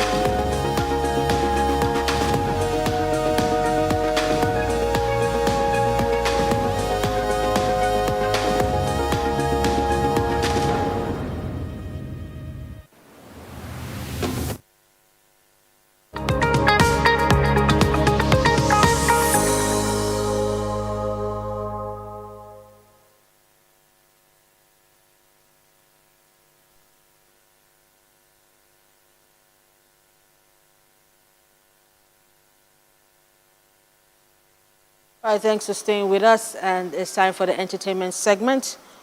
Though earlier we had talked about an accident on the Lagos-Ibadan Expressway, we have visuals for that. If we can quickly look at that, so we can see it right there. It is a very, very terrible accident. We hear that a truck fell on a car. So this is an eyewitness report, and you can see people moving around trying to get a view of it. So it's really, really, like literally hit the Kara Bridge itself. So yes, we heard that the truck was carrying flour, and another accident happened maybe when some cars were trying to go over it. It looks like flour paint. Yeah, paint. Yeah, it looks more like paint, and you can see a car trapped underneath. The reports we even got earlier was maybe someone was in the car. We're not sure yet about that, but the car is trapped underneath that truck that broke down or had an accident right there on the Kara Bridge, which also affected other vehicles as well.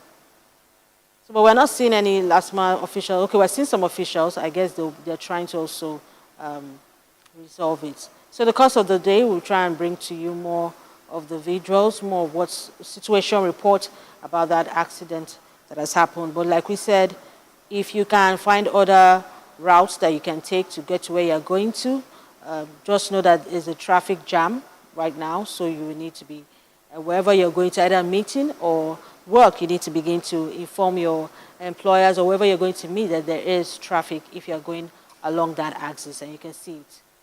It's like a standstill. That's what is happening around that place, and some cars are taking the one way.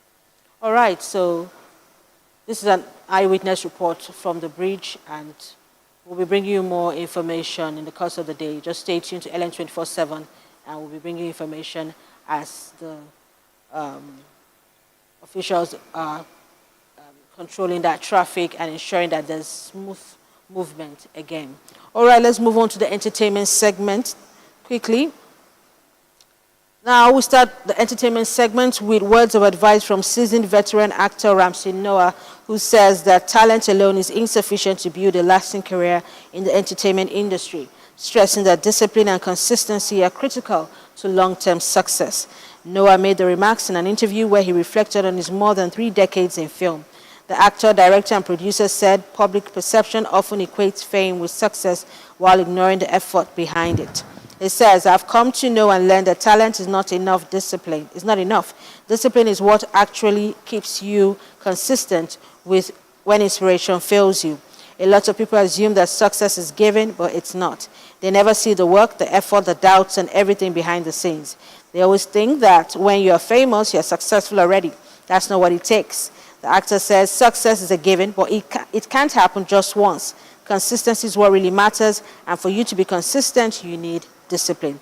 Ramsey Noah is regarded as one of Nollywood's most accomplished actors with a career spanning over 30 years. He has featured in numerous films and has also directed and produced projects including Living in Bondage, Breaking Free, and other remake of other Nollywood classics. All right, that was Ramsey Noah giving us words of advice about discipline. And you must take it from him. I mean, I've met Ramsey Noah in person. He came to the studio once, and an amazing guy. He's like a, how are you calling it? He's ageless. He doesn't age. And he has an amazing personality. So coming from a veteran like himself, we grew up watching Ramsey Noah, and he's still in the game. That shows very much so. In fact, he's even evolved. He has evolved. He has evolved from being just a normal actor to a director, producer. And he's one of the people that is there doing the classic epics. I mean, from Living in Bondage. And I think in Nneka the Pretty Serpent. Yeah, he did. Yeah, Nneka the Pretty Serpent. So I would say if you're going to take advice, or at all, especially in this industry, you have to take it from people that have been there, done that. And Ramsey Noah is one of them. He knows what he's talking about. He's done it. He's seen it happen so many times over the years. And he's going to be, he's advising young people, you know, it is not magical. It is not about having talent. It's about being disciplined, understanding what you're trying to achieve and pursuing that goal. You know, sometimes you see that and believe that it's just multiply over time, you know, by itself. You have to be very deliberate about it. He's done it, and he's advising everybody else. Indeed. Now moving on, Nollywood actress Ade Bimpe Oyebade, better known as Mo Bimpe, has threatened legal action over a report alleging paternity fraud involving one of her triplets.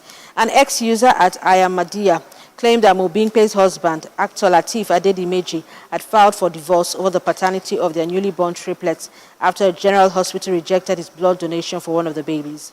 And reacting to the post on her Instagram story, the actress who tagged the report as fake also threatened legal action against online trolls. Mobimpe has warned the public not to beg her, saying she has been quiet, but what she wouldn't take is a troll bringing stupidity to her children, adding that fake AI pictures were put together with fabricated lies and that she won't hesitate to take action if need be. You know these trolls, the kind They're not learning. The kind of boldness they have, I don't get it. They don't learn. You just go and accuse someone's, how do you do that? They do it for clickbait. They do it for views. They do it for the numbers. And the thing is, it has continued to grow since X started paying. You know, since all the social media apps started paying for numbers, views, engagement, it has become a thing for people to just create anything controversial, to get people to click, to read, to watch. And sometimes when you watch the videos they attach some of their posts, there's nothing correlating that video with what it is that they're saying, but you will want to watch it because they say, oh, this actor did this, and you click to watch. You find out that there's nothing. So they do all these things, but sometimes they go overboard. They cross the line. And when you cross the line into a territory that is not safe for you, you should just backtrack. But they do these things, and they feel like when I do it, these actors are too up there. They would never see it. And even if they see it, they will just ignore it because it doesn't make sense. Or they will ignore me because I'm too small, forgetting that there are subjects that are really touchy. Now, for this actress, this is a very, especially when you go for children, sometimes you can say something about an actor, and they look at you and like, I don't have your time. But then when you go for their family, their children, you are crossing the line. Forget what you're trying to do. You want to get clickbait, you want to get engagements, you are crossing the line. And for me, I would say, let the full arm of the law fall on them. Yeah, when they start paying. I'm telling you. And I think Nigerians need to come to this point where they should stop being sentimental. Because when this actress goes about it legally, you find people say, oh, forgive him, he's just a this. They need to stop it. Allow these people face the law. Let them understand that you can't just go about writing, saying anything about the person, believing that nothing will happen. They should be sanctioned adequately. And I want to see the end of this one. I want this one to, be loud. The funny thing is, for a while, even before they had their kids, they were coming for Adebimpe and her husband. They said all sorts of things about Lateef Adedimeji just because they had married and they were waiting to have children. And they were insensitive stuff. So she's like, you said all that, we were quiet, she was quiet, but now you're coming for her children and claiming that the paternity of her children, because when they act like, so you follow that to the hospital to see what the doctor said to the husband. Like you know. You have insider information. Like how? It's really it's really and sad. you're now, when you say paternity stuff like that, allegation, that means you're even accusing of so many other things along the line. There's so many things. Yeah, that's what they're trying to say. These are people that have brands invested in their careers. Yes, and we know how brands are. We know how sentimental Nigerians can be. Even brands, they can pull out we saw this and all of that. Nigerians are very, very sentimental people. You can see somebody that says, oh, so she has all this attached to her. Oh, I don't like her. Before you know what, she's losing fans. She's losing viewership. She's doing so many things. Nigerians can be very sentimental. So be very careful. These people are human beings like you. Like how you had Mercy Johnson and Angela Curry. When she paid that $7 million, then she knew. Or they carried them to sit cool in Suleja. Cool in Suleja like 2 years. When you stay for 2 years plus, the money you pay, you will learn. And so many people that hear the story will learn. You don't use other people to trend like that. It's really sad. It's really bad. All right, so she said they should not beg her. She's going to take action. Please, I'm not most people that will beg. I will not beg. Don't beg for Badia.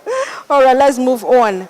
Filmmaker Jadi Oshiberu has questioned the growing culture of sharing intimate trauma on podcasts, asking whether public confession is replacing therapy and community support. In a post shared on X, Oshiberu said she had spent the last hour listening to a podcast in which a female guest detailed painful aspects of us while in tears. She says, I often have different types of podcasts playing in the background when I'm working. And for the last hour, this podcast has come on where a woman is discussing some of the most painful details of her marriage and divorce. She's crying and being held by the host. She says, while expressing sympathy for the guest, the director said she was concerned about a broader cultural shift, I have a lot of sympathy for her, but I can't shake the feeling that it's a culture we're slowly replacing solid community or even seeking therapy with a catharsis of publicly naming and shaming the people who have hurt us and seeking public sympathy. Oshibaru acknowledged the value of people sharing personal experiences so others do not feel isolated, but she questioned the long-term impact on those who go public with their pain. I'm really curious about whether the people who go on this podcast actually find any healing from it. I also understand the usefulness of people sharing their experiences so others don't feel alone. But I often wonder if there's a thin line between speaking your truth and wanting to hurt the person who hurt you. Now, Oshibaru is a writer and producer behind films and series like Sugar Rush, Motherhood, and Gangs of Lagos. And you know, she's not wrong. She's not far from the truth. We have seen a rise in podcast where people will come, things that no one is supposed to know. I don't know what they say to them when they get on that podcast. And they begin to spill about their divorce, their marriage, who they were married to, what the person did to them in the marriage, things that nobody knew before. And then people begin to see that person in another light and then begin to, you know, cry. So as she said, you sympathize with them, but remember that the people who you are spilling it for, the internet does not forget. They don't care. They'll hear your story and move on. And the podcast you come on, they'll make their money, get engagement, a lot of engagement and clickbait, and they're like, wow, this story, they will use the person to trend for like a month after they've allowed you expose that. So she's like, what's going on with seeking help from somewhere else, privately, or I think what is going on? I think these podcasts pay them. You know, because I don't think Nigerians are not that be nice. Very private. Nigerians are not that nice to just give you free content. Nigerians have this thing called, we have shame. You know that kind of thing? Yeah. And we're private. But now, men, women, no more shame, no more anything. They just go out and they just spill. What's going? Is it? I like that she's right about the cultural shift. Is it that we're allowing the West influence how we handle such matters? The West don't even do it as much. They do. But not as much. Not as much. Confess. No, they say things. They do, but not as much as it. You know, one thing about Nigeria and Nigerians. When we start something, we milk it completely. You know, I can count how many podcasts, you know, that I've watched that are out there in the West that do things like this. You know, they are not so much. But for Nigeria now, every podcast that wants to trend would have one sad story, one sub story to tell. I think these people are being paid because Nigerians are not nice to just come and give you engagements and content like that for free. And you find out that most times when they come on this podcast, they are not coming to heal. They are coming to shame another person. Yes, that's what she says. They are coming to throw the blame on another person, forgetting that nobody's hearing the other person's side of the story. So it's like you're coming to tell your story fast so that you garner sympathy from everybody that's watching. And it doesn't make sense to me. It really doesn't make sense to me. I remember one that created uproar everywhere. Like the guy was crying like a whole lot. I'm like, this is something you're supposed to chill with your guys or your pastor or somebody and talk to. You don't we don't need all this information. Either your pastor or someone that you have confidence, or a family member. You don't need all this information. Come and tell us how your wife did this, your wife did that, and you were crying. And you do know that later on, what they do, what that does is to make that other person to react. Then you begin to see the person's own reactions, and truly, we don't care. And you're like, truly, we don't care. Podcasts are supposed to be educative, you know. Yes, can be entertaining. But are you allowing your marriage and what you went through be entertainment for people to judge you? You know, so truly, I would say it again. Really a conversation we need to have. We really do not care. I'm going to be talking for like 50% of Nigerians. We do not actually care. It is just for entertainment for that time. And when we're done watching, we discuss about it in offices or with our friends. And at the end of the day, we don't care. Nothing is done for you. You know, either you end up getting some people insult you, then you get depressed, more hurt, or you trigger the other person and the person sues you, and you start paying for damages. Yes. So because the person will react to like, the person will say, oh, you said this part that wasn't this, or you said something that I never did, and then you're slammed with a suit for defamation of character, then you start paying.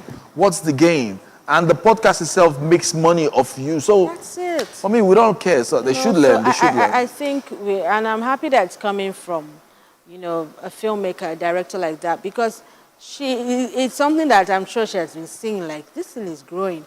And before you know it, people begin to think that is the way, and that shouldn't be the way. All right, we'll have to wrap it up on the entertainment segment at this time, and we'll go on a break. And when we return, we'll bring Road to Healing Streams, which is starting today. Stay with us.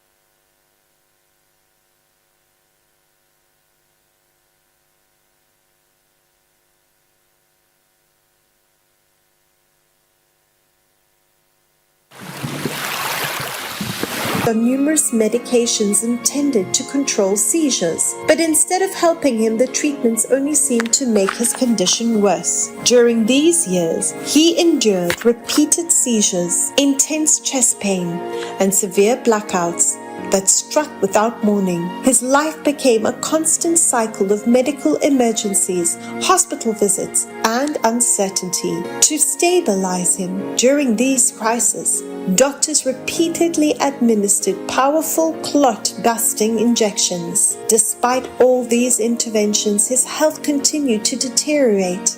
The outlook from the doctors was grim.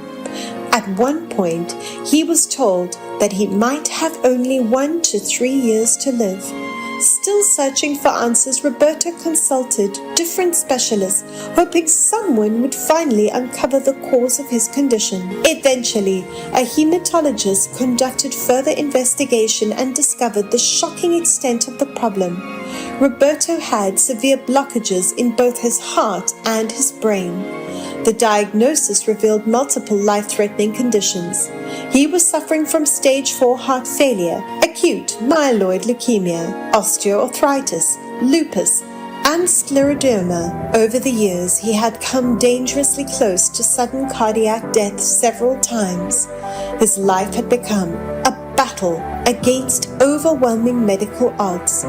But the turning point came when he was invited to participate in the Healing Streams live healing services with Pastor Chris. At that moment of healing, the man of God, Pastor Chris, called his name and ministered to him on the large screen. Roberto, South Africa, stage 4 heart failure, acute myeloid leukemia, systemic lupus. All of them are gone from you. You are free in the name of Jesus Christ. It's done. What followed after can only be described as a miracle. Keep watching for the rest of this incredible story. Hallelujah. I was in a very, very, very, very severe state of health.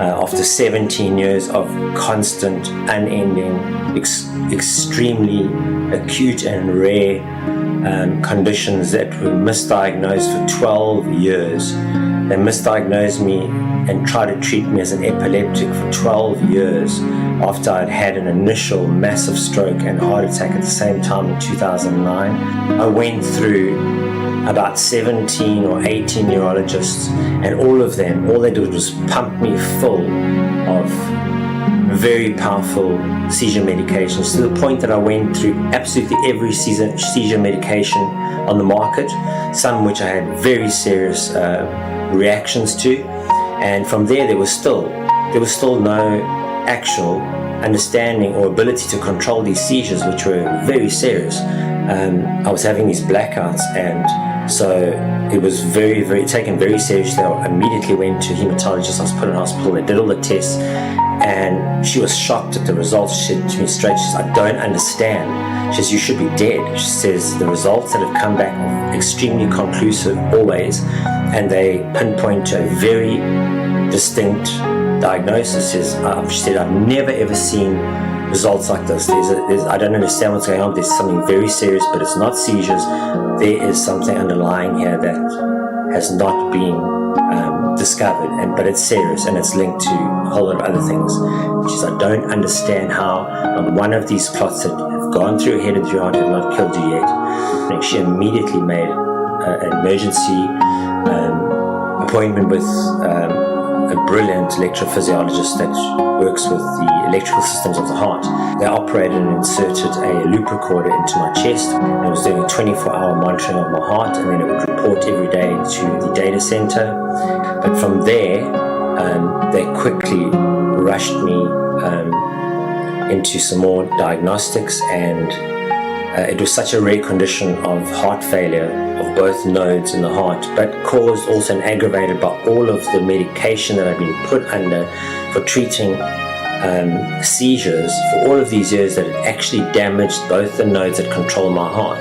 At that point, I literally clinically died 12 times with evidence of absolute, complete, no electrical moving. My heart, everything felt, I was confused. So all of a sudden, the first thing I started doing was testing everything I couldn't do. I was jumping, I was kneeling, I was touching my toes, I was twisting, I was rotating my arms, I was lifting, bending my knees, I was jumping on the spot. I was like a kid. I was like, this is incredible. I'm like, Lord, the miracle happened in such an incredible, supernatural and divine way that nothing else but God, no one else but God, Jesus Christ himself, could have performed what happened that day. And from there, all of a sudden, every single problem I had just disappeared. Now I have full mobility. I am no more on any painkillers, and I'm just so grateful. I'm just so grateful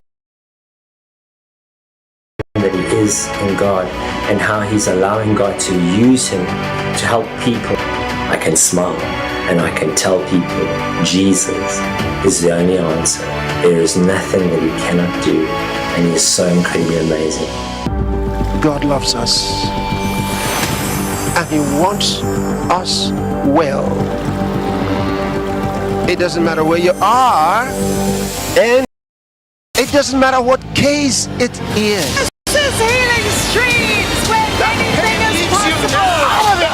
You are in the presence of a miracle. You're in the place where grace abounds. This July, it's about to happen with you.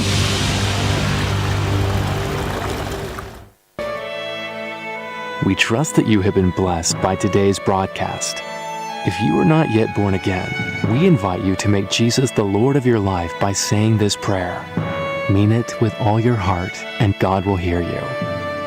Oh, Lord God, I believe with all my heart in Jesus Christ, the Son of the living God.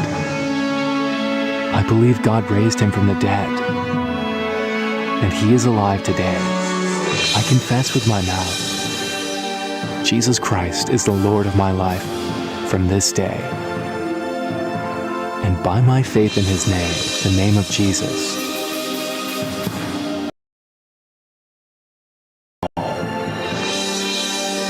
I receive eternal life into my heart. Thank you, Lord, for saving my soul.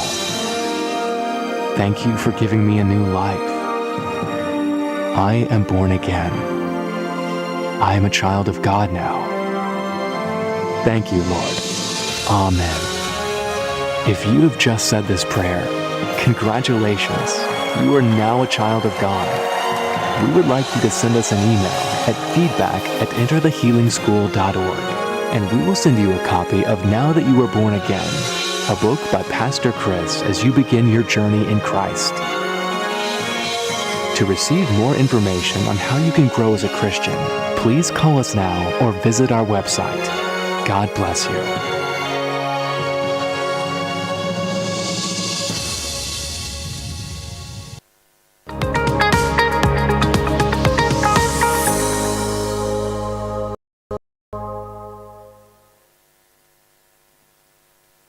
All right, that was a beautiful testimony there. I mean, healed of about 6 ailments, just like that. And guess what? The Healing Streams live healing services with the man of God, Pastor Chris, starts today, July 24, up until Sunday, and you can participate online on the link that's www.healingstreams live healing services and be a part of it. If you know anyone that needs healing, let them be a part of it today. Well, we got to go now. We've come full circle. We have to wrap up the morning show. Thank you so much for watching. I am Coco Lawrence. And I'm Prince Ruben.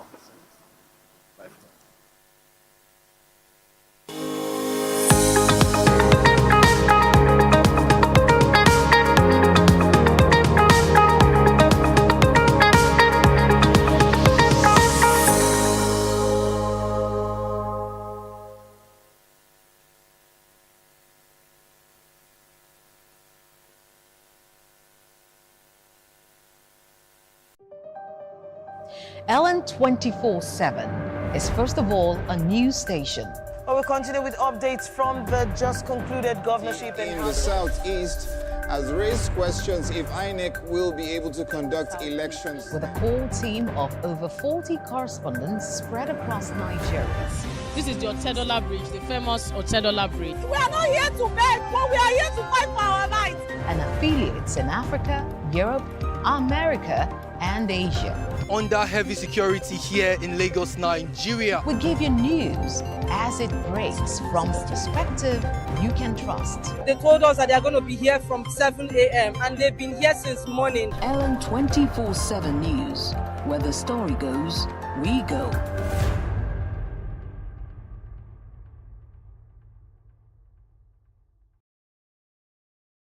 At Ellen 24/7, we bring the news closer to you.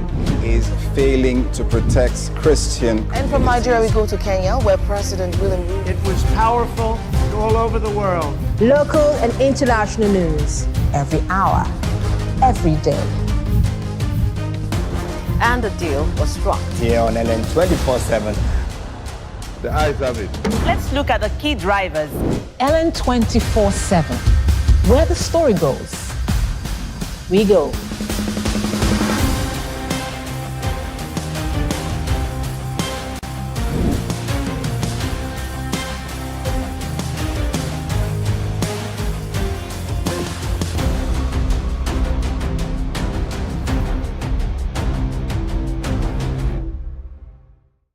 Not just a look, it's a lifestyle, and you can unlock the secrets of poise, grace, and refined beauty at the Winnie School of Elegance. My name is Winifred Unwania, and I'm here to take you on a journey of transformation where we'll cultivate not only style, but class, confidence, and sophistication. From mastering social etiquette, preparing for the corporate world, to perfecting your personal style, or simply just want to become the very best version of yourself, Winnie School of Elegance is where your journey begins. So if you want to embrace a lifestyle that speaks volume without saying a word, join us here on Ellen 24/7 every Sunday at 4 p.m. to discover your most elegant self. Remember, elegance is a way of life, and I'm so excited to go on this transformation journey with you. I'll see you soon. Bye.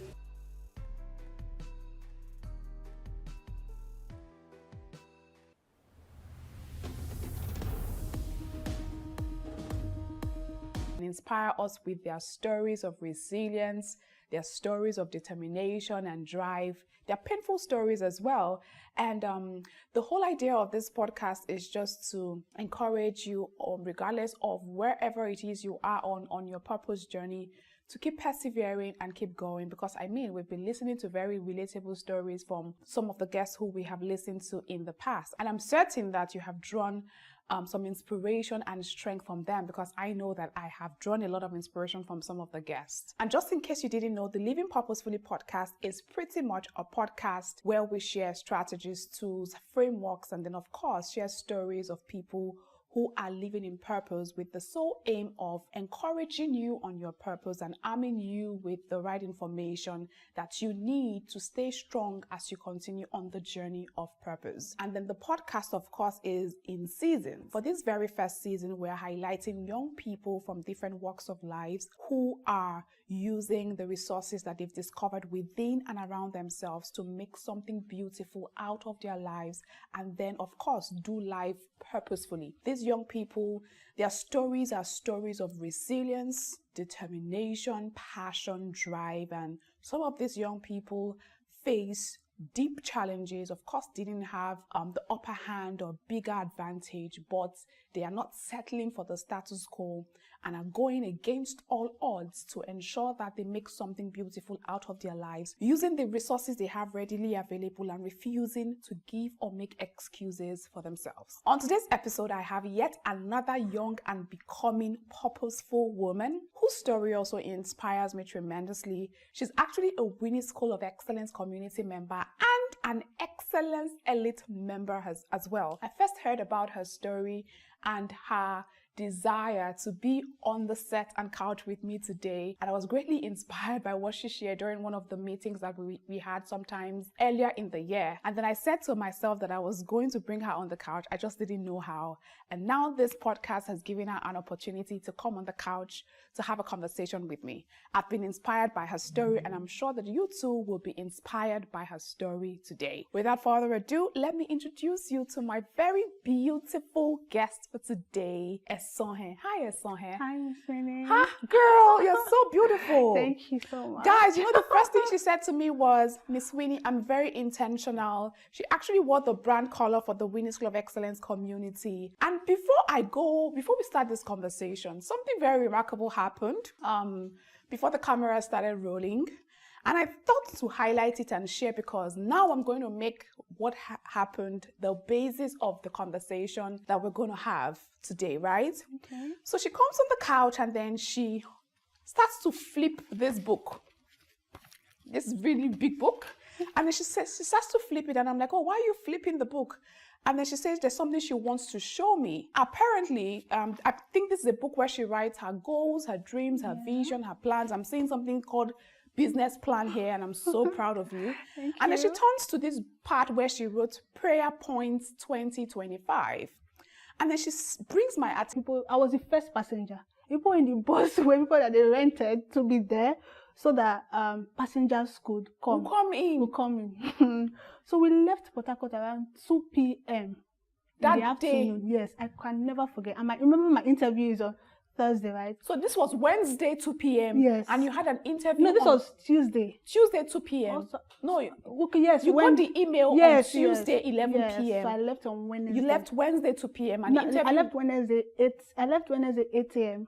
But the bus left at 2 p.m. Yes. And the interview was Thursday, 10 a.m. Wow, okay. So how long is it from Port Harcourt to Lagos? It's about by road. By 9 hours, 10 hours. Wow. Per se. So I was like, I started seeing people that were in the bus. They were no longer in the bus, but that's another story on its own. So the bus eventually got filled up. So I was on the road all throughout. Weren't you scared? I was not scared. Weren't you afraid? I wasn't. I was just, that peace was, I don't know how to explain it. There. But I was just nervous about the interview. I wasn't even scared about being on the road. Did your mom know you were doing this? Oh, my mom almost killed my mom. I know mothers, Nigerian mothers. Yes. My mom was calling me 247.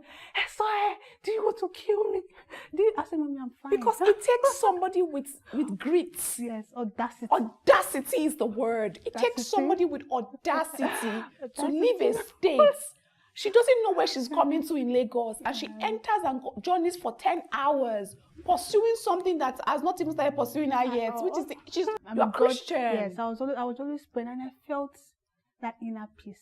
Thank you so much for this. And this is something to someone watching out there. Yes, the world is noisy and full of risks and people telling you negative things about things that can happen to you and blah, blah, blah. But once you are feeling something inside of you, I tell you, life would always find a way to show up for you in ways that you cannot even begin to imagine for yourself. Because how? For example, even you were almost at the verge of, in fact, you had given up, you wanted to go home, and somebody runs to you and says, come, even though he deceived you into thinking the bus was already full. But still, if you had gone, would we be here today? Maybe we would not have even met. Yeah.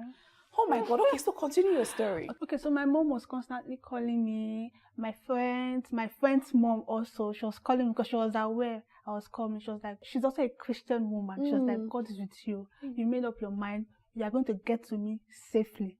So she didn't sleep throughout that night. Her, my mom, my sister, my friends, everybody. Did she know your mom? Yes. Okay. Like we were attending the same school. So perfect. Yeah. So everybody that knew I was on the road at that hour were constantly checking on me, and I was glad that I have people. You have people who care about you. Even my sister that was like hesitant about it, she was still checking up on me. So I got to Lagos around 5 a.m. in the morning. How? Because the bus, I don't want to use the word one chance.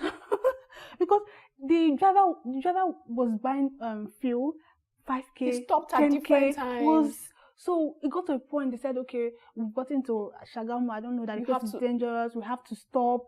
So we slept on the road. Wow, And this is a story of resilience. So there was also a woman with 2 children in the bus. So do you work at the job now? No, I don't. I left because of purpose. Yes. I like that word. I wasn't happy there. So, but I also believe that purpose takes you on a journey. Yeah. Sometimes it doesn't take you, because purpose itself is a journey. It's not a destination. Yeah. And to get to that journey of purpose, you probably have to go through so many other routes. So the route life chose to take you to get you to your purpose was to get you to a job first, like give you an opportunity to come to Lagos first and see the light. And that job was your opening. And you were paying attention to the promptings and the leadings of your inner self and your spirit guiding you on what to do. You eventually got to Lagos, went for the interview, you got the job, and then you worked the job for how long? 4 months. For 4 months, and then you decided to quit to what? Pursue purpose. Yes. Tell us that story. So I was working, like, I liked the job, right? But I was always seeing myself, I saw a mega brand. Like, I was creating content for the brand, right? So I didn't have time for myself because that's another story of its own. I was staying at Ibeju Lekki and I was working at Lekki. That's over an hour, 30 minutes distance. Yes, compared to the traffic. Because that was where my friend's mom was staying. Remember, I was staying with her because I didn't have a house. A house of your own. I just came to Lagos with my box and faith and my vision. I love that. She came to Lagos with her box, faith, and vision. That's what I came to Lagos with. Nothing, no properties. I mean, now I have my own house. Yeah. Like, you have your own house, girl. I rented my house. So you know you're going to make me cry. And she's just 24 years old doing the damn thing. Yeah. And your house is where again? I stay at Aja. You stay at Aja currently? Yes, I stay at Aja currently. Going from Ibeju Lekki to coming to Lekki every time, it was really draining. I was burnt out. But I still used to find a way to go to ShopRite and Songita to create personal content for myself. For yourself? Yes. I was. So whilst you were working for the company as a content creator, you would find the time to make content for yourself myself, because of the vision you were seeing for your own brand. Yes. I mean, anytime I'm creating content for them, I love it. But I would just only say myself, why don't I put this energy into creating content for myself? So I was burnt out. So I just told them, I just sent a mail one day. You were done. Yes. And when you said you were done, did you have any opportunities in front of you? Did you have any plan? Did you have a strategic move? What did you have? I didn't steal your vision and faith. Like sometimes I hail you. Because sometimes I keep asking myself, like, I'll just make up my mind. I'll be like, what is wrong with you, girl? I would just. No, but that's all the journey of purpose. Sometimes purpose comes with a lot of uncertainty. It comes with doubt. But the most important thing that anybody should take out from here is always listen to yourself. Yeah. Yourself will never mislead you. And even when it doesn't make sense, still listen to what yourself is telling you. Yeah. So the unfulfillment you got in your job was yourself's way of telling you, this is not where I planned. I know I wanted you to come to Lagos, but it's not for this job. You've entered, so come out of this job. Let me now show you the way. And your story is quite similar to mine because, like you, of course, I didn't leave. I didn't have the liver to leave one. My sister couldn't. Mine was just I wanted to come out of school, get a good job, which I got. I got the job. Well-paying job, but I was never happy at that job. And because I was seeing something else that was guiding me in another direction, and eventually I quit the job because I was listening to the job was not in any way aligned with my purpose as an individual. And then I quit with no plan, no experience, no strategy, nothing. I just quit. But I knew that life was going to get me. And when you explain that piece that you said you felt, I can relate. Because when I quit the job, everybody around me was panicking. I was the only one that felt like, what is wrong with you people? I'm okay. And somehow life, God, whoever found a way to keep sustaining me on my journey. And I'm here today. I quit the job. Did I die? No. I didn't die. Yeah. Please continue. Okay, so I quit the job. Girl, you've quit the job. What do you want to do with your life now? And I remember that I've always liked fashion. Oh yes, that's where we come to this fashion story. Yes, I've always liked. And at this age, you were 23. Yes, I turned 23 in Lagos. So I've always liked fashion. And in Port Harcourt during my service here, God did it in a way that my PPA, like I didn't have to go every time. So my uncle that is not talking to me today actually sponsored me to go learn tailoring. Wow, in Port Harcourt. In Port Harcourt. Wow. So I basically used my service in Port Harcourt to learn how to sew. To sew. Yes. So I said, okay. This journey called purpose, it would take you through so many things and somehow find a way to make all of those things align together. Oh my God. Yeah. So I was like, okay. I started sewing in Lagos. Then I felt ill. I felt sick. I could not sew again. So I had the surgery. So they were like, okay, you're stressing yourself too much. I understand I stress myself too much because my brain was constantly thinking, my body was constantly working. So I said, okay, I'm not going to be sewing on my own again. So I found a way to get tailors. I'll just see the designs I like. No, wait. No, sorry. Was this in Port Harcourt or Lagos now? So you had quit the job, and then you were asking for what next, and then the fashion thing came to mind. Yeah. Guys, and then what was the first step you took towards making your fashion dream a reality? The first step, apart from acknowledging that, okay, this is what I now want to do. Okay. When you discovered that's what you now wanted to do with yourself and your time, what was the first step you took? I prayed. Oh, because in between that confusion, I didn't know. Even if I had the audacity, I was still, let's say, panicking. I just needed answers. So I went to God. I said, God, I've come. My uncle has abandoned me. Even if he loves me, I can't run. I can't go back to Warri. I can't go back to Port Harcourt. I've come to this Lagos to stay. So I was like, God, just show me what to do. Then doing my content, and this is that people always tell me in comment section that I like your outfits. Where did you get it from? I'm like, okay. And you were paying attention. Yes, I always observe.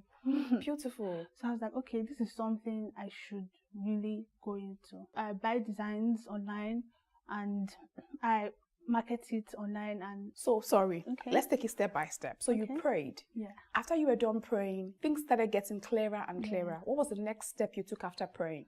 The next step I took was research. You said observing the comments from people on that the content creation you used to make. Then you now went into research. Yes. Okay. So I went into research on how to own a ready-to-wear fashion brand.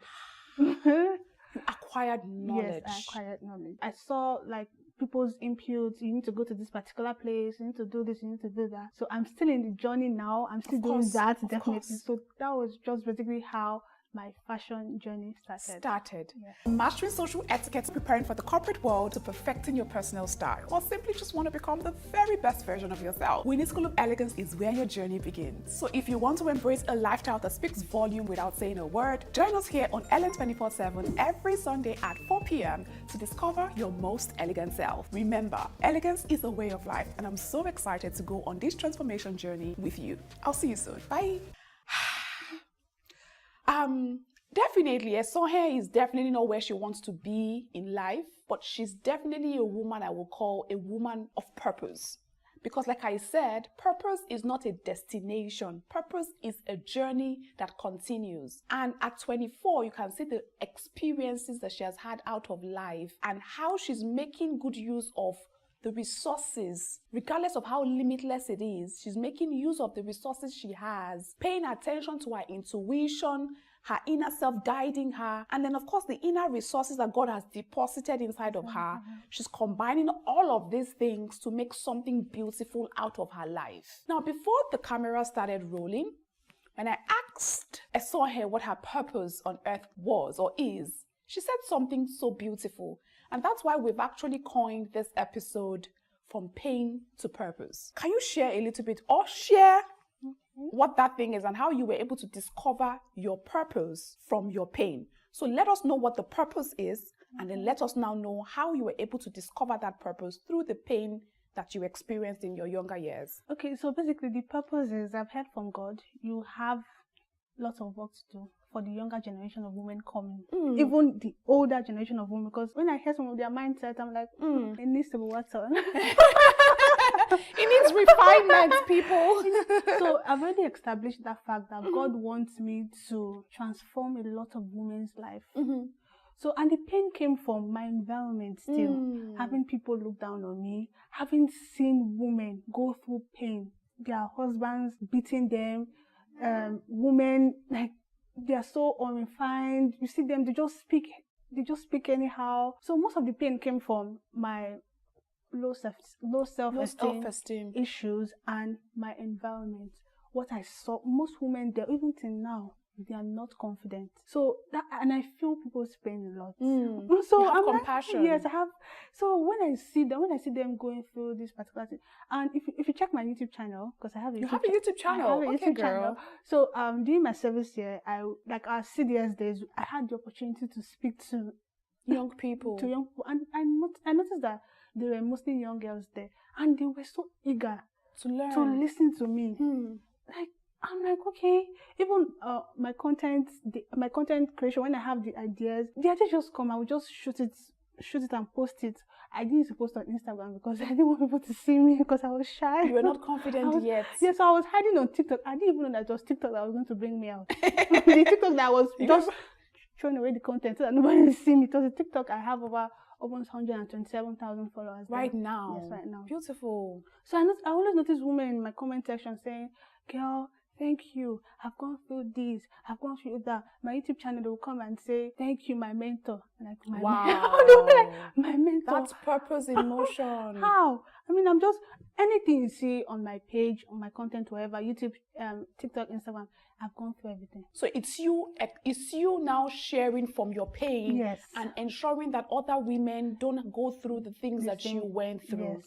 That is purpose in motion. Yes. That is the real definition of somebody who is choosing to do purpose from a place of pain. Yes. Something you also told me that I remember so well is how you have now found a way to also make your artistry, that's the work with your fashion, and fit it into your purpose as well. You said something that when you were younger, your parents didn't teach you how to look put together, how to dress up, and that was one of the major reasons you decided to go into fashion as well. Tell us about that. Okay, so basically, you know, Nigerian parents, they will just buy you clothes. Whatever they give to you, you have to wear it. And sorry to say, Mommy, I love you, but most of the clothes she got for me, my sister, sorry but no sorry, because it's true. It added to my low self-esteem issues. And when we go to church, I'll be saying, I was really young then, I'll be seeing like mature ladies, I'll be thinking, why can't my mom get me? Please, mothers watching and fathers watching as well, take a cue from this. Please dress your younger ones better. I'm like, why can't my mom get me this clothes that this matured woman is wearing? My eyes was not even in the young one. And I, like I said, my father, God bless his soul, he exposed us to TV, watching news. I know during those times, you know how they dress, so classy, elegant, and I'm like, that's how I want to dress. Yes, even in movies, when I see those actresses when they're well dressed, I'm like, I love this. I love this. So fashion is just a way to express yourself, and it also adds to your confidence. Yes, you have to do the internal work, but you have to express it externally. I love that. Do the internal work, but it needs expression. Yes. And so you decided to go into fashion and own a ready-to-wear brand because you wanted to style women and help women feel confident and feel good. Yes. That's how you have tied this skill of fashion with your purpose of course, uplifting women. I wrote it down here that your purpose is helping women step into their higher selves with confidence and elegance.